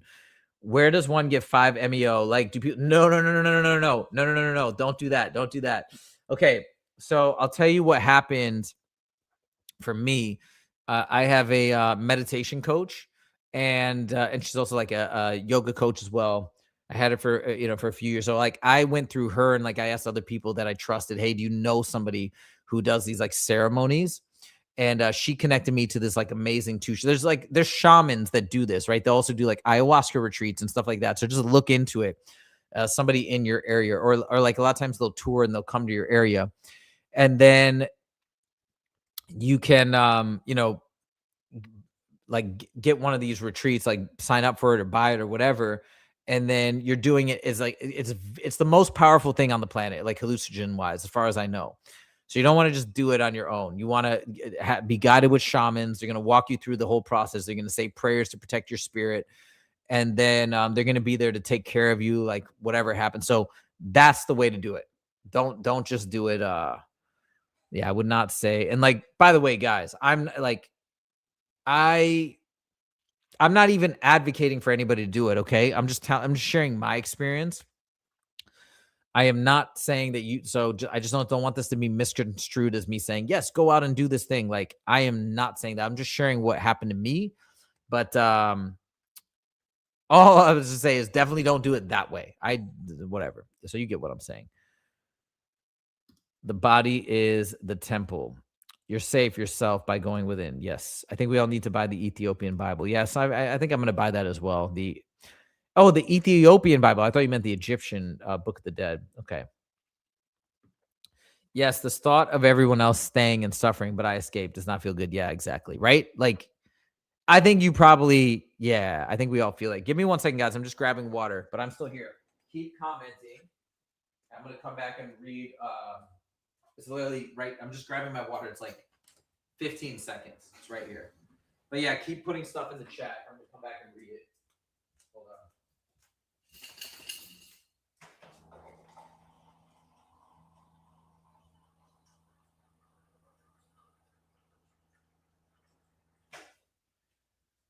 on. Okay, I'm coming back. My dog just woke up too. You guys want to see? Come here. What? Why you run? Come here. I'm gonna show you. I'm gonna introduce you guys to my little angel. Okay, hold on.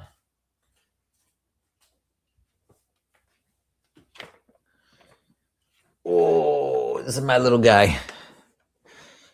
He is incredible. His name is Cosmo, and he's just the most special thing ever. He's just such a gentle soul, such a kind, like just positive being. He's like Mr. Social at the DOGPARK. He's like friends with everybody. He doesn't have a mean, aggressive bone in his body. He's just all love. Like, dude, he's so incredible. He was just sleeping. Hi, Bubba. He wants me to put him down. He's not happy. You want to say hi, Bubba? He's incredible. He's like, I don't know. He's like just like my little angel. Ooh, go ahead, Bubba. Yeah, Bubba. Okay, he's probably gonna go back to bed. Anyways, all right. It contains books of many of which are banned by the church. Oh, I've heard of this. I know what you're talking about. Mike, I'm pretty deep into Ethiopian at the dive in the moment. Interesting, Mike. Okay, we are immortal for sure. We are. I believe that. When I escape, I can think of nothing better to do with some of that eternity than to break this parasitic system down. I would not just sail off into the sunset. Right? Yeah. I feel like we're, you know what I mean? Yeah. I feel like we're here for a reason. We're waking up for a reason. Like, yeah, I don't know. I think the fact that people who escaped our realm and reincarnation don't communicate an exit plan to us here might imply that we're in some sort. Yeah, I do. I know. I agree that I agree with that as well. What is it? Somebody said that in order to get us to escape, it has to be an inside job. Like we're probably are blocked from the outside. Dude, this stuff is so confusing. Like again, this is just a lot of speculation, but I'm just trying to piece together the puzzle. But I think that's right. There's some blockage, or the density is so low, as David Icke says, that we just can't connect. And so the only way is that people have to like come into the system, and that's like the nature of the system. We have to come in and then try and awaken people from within. But the problem is we come in, we get the memory wipe, and then we have to like slowly hope that we remember in this lifetime. And then we also run the risk of ourselves getting trapped. And I'm sure that happens to us, and maybe has happened to us for many lifetimes. Who knows, right? But yeah, I think that's, and probably like people are listening to this, outsiders, and are like, what the F are you talking about? Right. But yeah, I think that makes sense if you buy into the idea, which I do, of this idea of like star seeds or light workers, right? Of like why it has to work like this, because there's some barrier or something, some issue with otherwise just like getting through and communicating with people. There are two groups of missing books. Ethiopian Bible has missing books, and the original canonized, which are no longer canonized. To be clear, I'd never buy anything off the street, LOL, but I do not run in new age circles. Just curious enough. Oh, got it. Yeah, fair enough. I get you, Black Herd. Hey, Black Herd, where are you from, by the way? Are you do you live in the US, or where are you at in the world? Gloom or doom, there's missing books from both Old Testament and the New Testament. Hugs to Cosmo. Isn't Cosmo incredible? He's incredible. Yulia, I believe this is exactly the case. They run the risk of getting trapped again. Nothing comes in, nothing goes out. Cute doggy, thank you. Yeah, and like I said, he's super cute, but it's his personality that is just like the most incredible thing about him. What does the symbol behind you represent? This is my company logo. So this is that's the company logo for my brand. So basically, that's actually meant to be an S and an L for scalar learning. Yeah. And then it's also meant to represent a matrix, matrix. It was matrix. Oh my God. We're talking about escaping the matrix, but a matrix in the mathematical sense. So like, let me explain if you guys are unfamiliar with what a matrix is. So I'll tell you the origins of my, hold on. Let me show you what I mean here. Boop, boop, boop, boop, boop. Okay. So when I started my business, I wanted to have a symbol for the company and the name for the company that was like symbolic of teaching. So a matrix is like a collection of numbers. Let's call it 1, 2, 3, 4. It can be anything.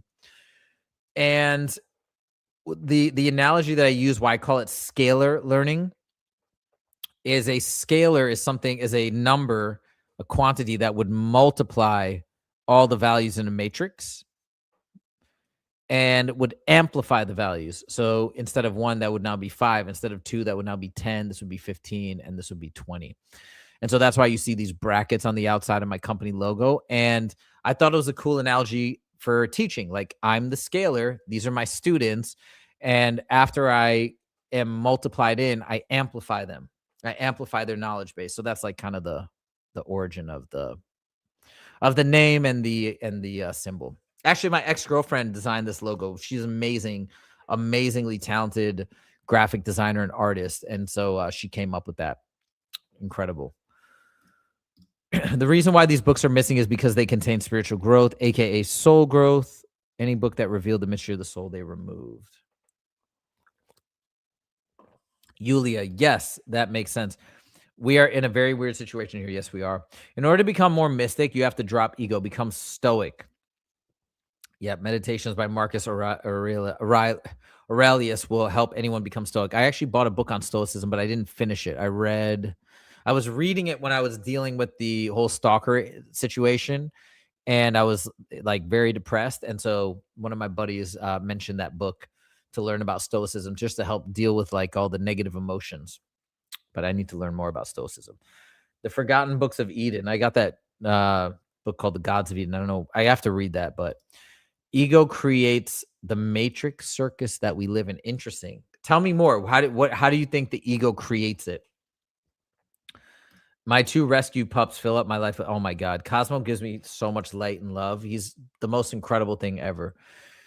Yeah. And I don't have kids. And tell me if anybody out of you guys out there are on the same kind of thing. Like, I don't have kids, and that has been something that my I feel like my parents are pretty disappointed that I've gone this way in my life. But like, are any of you guys feel just like even though I got so much pressure from my parents being Indian to have children, I just never wanted it. I never had that desire. In fact, it was almost the opposite. I just felt deep down like I'm not supposed to have kids.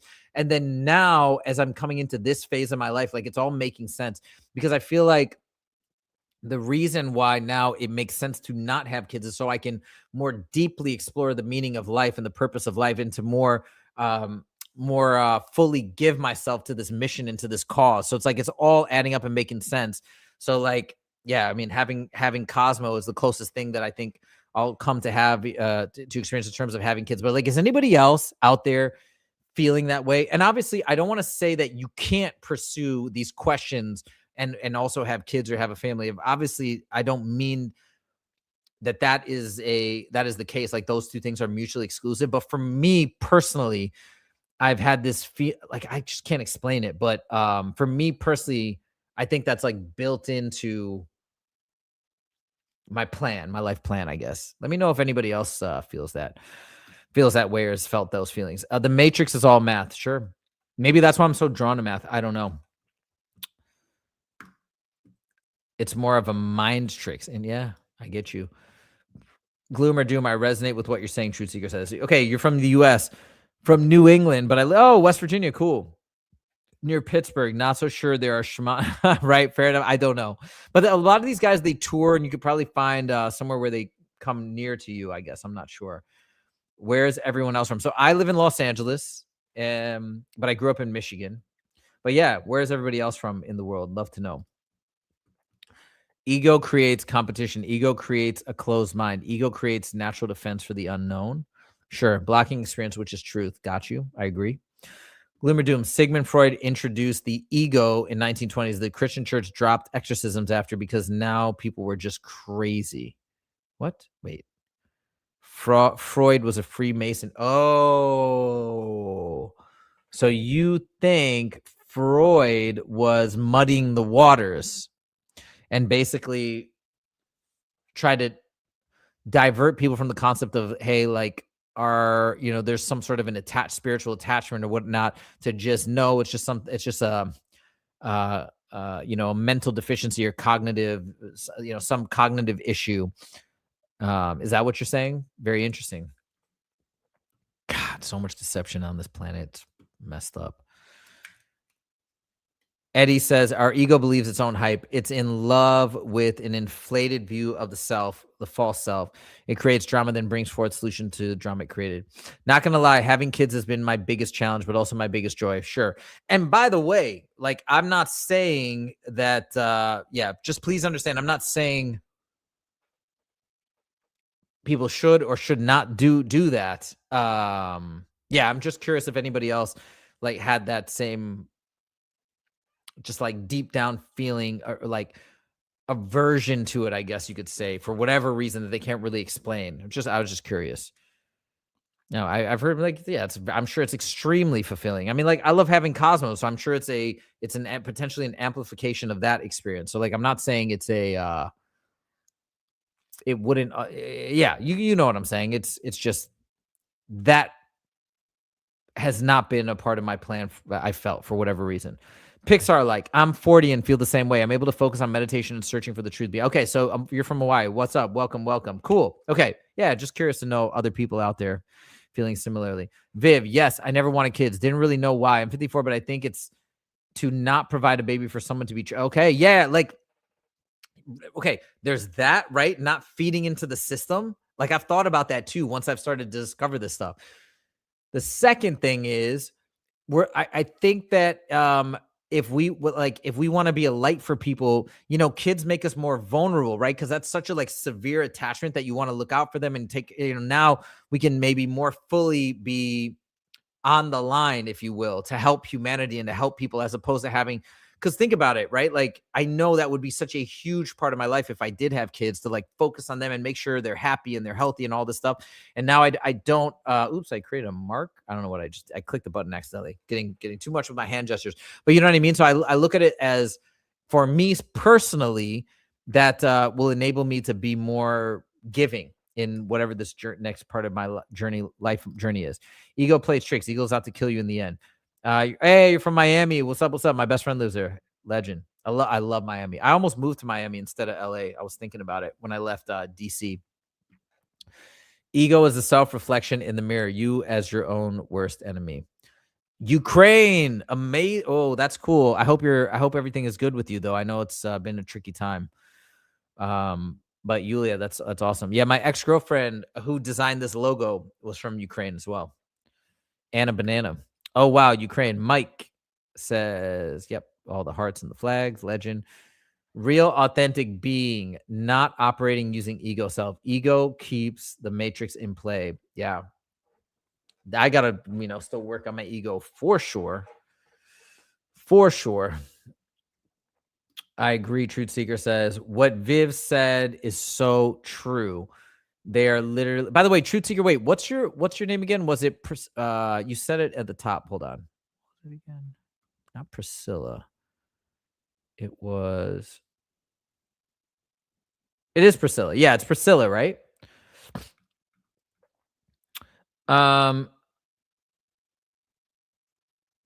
Okay. Anyways, what Viv says, so you're talking about Viv B. What Viv said is so true. They're literally the only thing I could be tricked to come back for. Right. I am just not going to let them give me the life review in the first place. Right. Man, life review. That's so crazy. When I first heard of the life review, I'm like, oh, it makes so much sense. Everything is being documented. And then you're shown the positives and the negatives. Like, that's beautiful. And then you can learn from it. And then to come to this new conclusion that might just be one giant manipulation, like that was really hard for me to accept at first. Really difficult. That's something that a system could be so devious. From far western Minnesota, cool. I lived for 1 year in Minneapolis. Oh, grew up in Scotland and South Africa. That's so cool. I've never been. I really want to go to South Africa. When I used to drink alcohol, I used to love Scotch. And so I always said I wanted to go to Scotland and do a Scotch kind of tour of distilleries. Obviously now I wouldn't do that, but I've never been to Scotland. I love Trainspotting. That movie is amazing. Take your best orgasm, multiply it by 1,000, and you're still nowhere near it when he's talking about what it's like. Incredible movie. Dark movie, but incredible.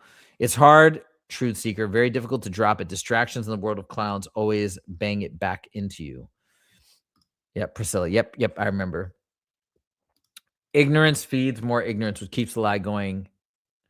The illusions of this reality. Life review is gaslighting at its finest. So crazy. Also, karma is just another layer of deception. Yeah, I've been hearing that, which is so wild, Like, I just thought, oh, man.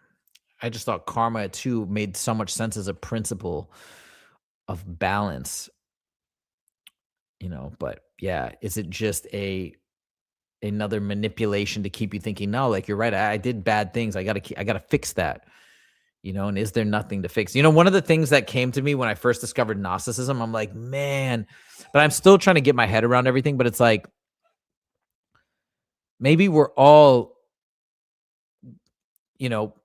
beautiful, excellent, great, regardless of like the negative things that we do in this life. It's like, that's more of a product of the circumstances and the system. Let me know your thoughts on this. And so this idea of karma is, is like BS, because the negative things that we do are truly actually products of the system itself, not of us intrinsically. And that's why the whole idea of karma and the karmic debt is a manipulation. Because like, had we not been placed into the system, a lot of those negative things that we did, or the pain that we caused people, like it would have never happened. I don't know. Mystery of truth, mystery of philosophy, mastery of grace, mystery of mercy, mystery of numbers, mystery of grief, mystery of animals, all of which the church says is witchcraft. All are soul growth. Okay. Brother, look up the experiment they did with DMT and a laser pointer. The people that took DMT could see what? Really? What's the experiment called? Yeah, send it to me. Send it to me. I put my email up there. Send it to me. Gloom or doom, mystery or faith, mystery of love, mystery of house, etc. Oh man, all this new age concepts is so evil when you really think about it. Yeah. Yeah, I know.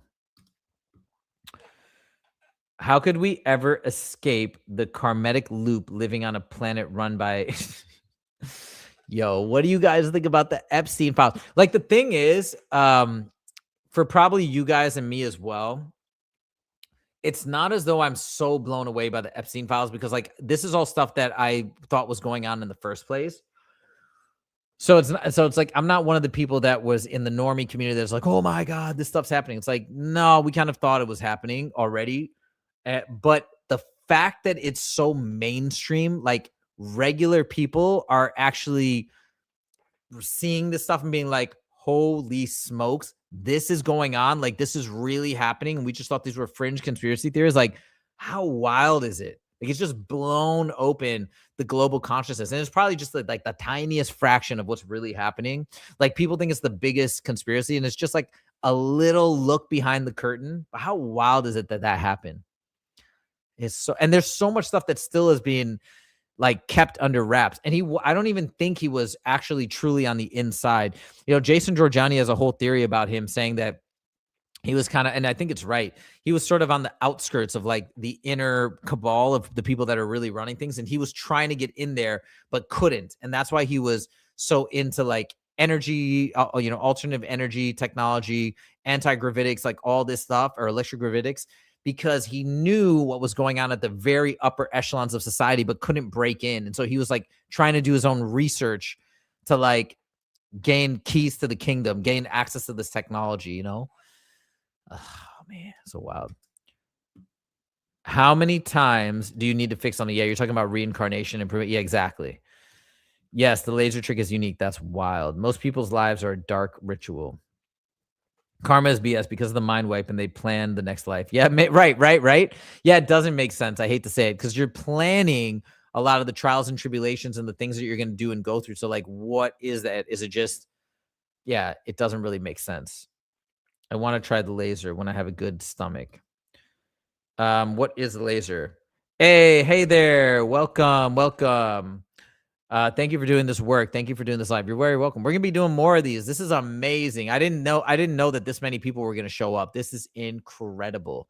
So we're gonna be doing this regularly, at least every week, and I can do kind of the same time every week. But I can add in other ones if you guys are down. Maybe I'll post a poll at some point, and we'll get some feedback. When you magnify a laser during a shroom trip, the laser has numbers and letters like a matrix code. They only change if you move the laser. What? That's so wild. This is so wild. I never heard any of this. This is crazy. I need to look into this stuff. Guys, I may be closing down in the next 5 minutes. Just FYI, my voice is getting a little tired.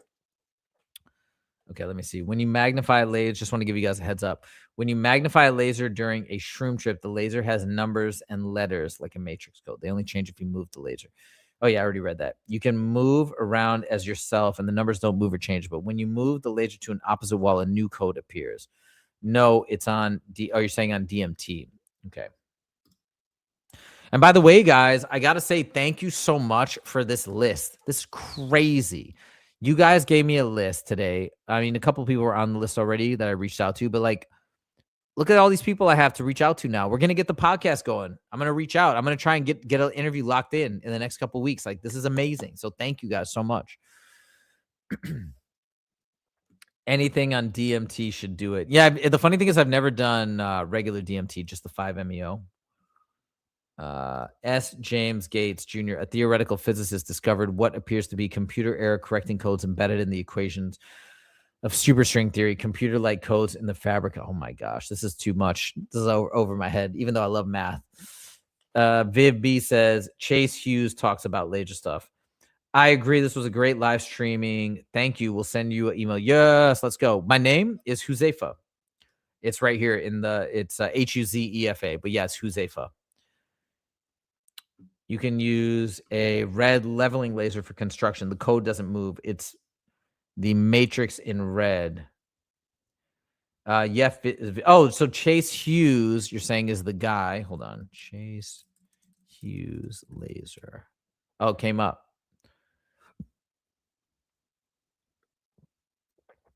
Okay, let me write this down on my list. Hold on.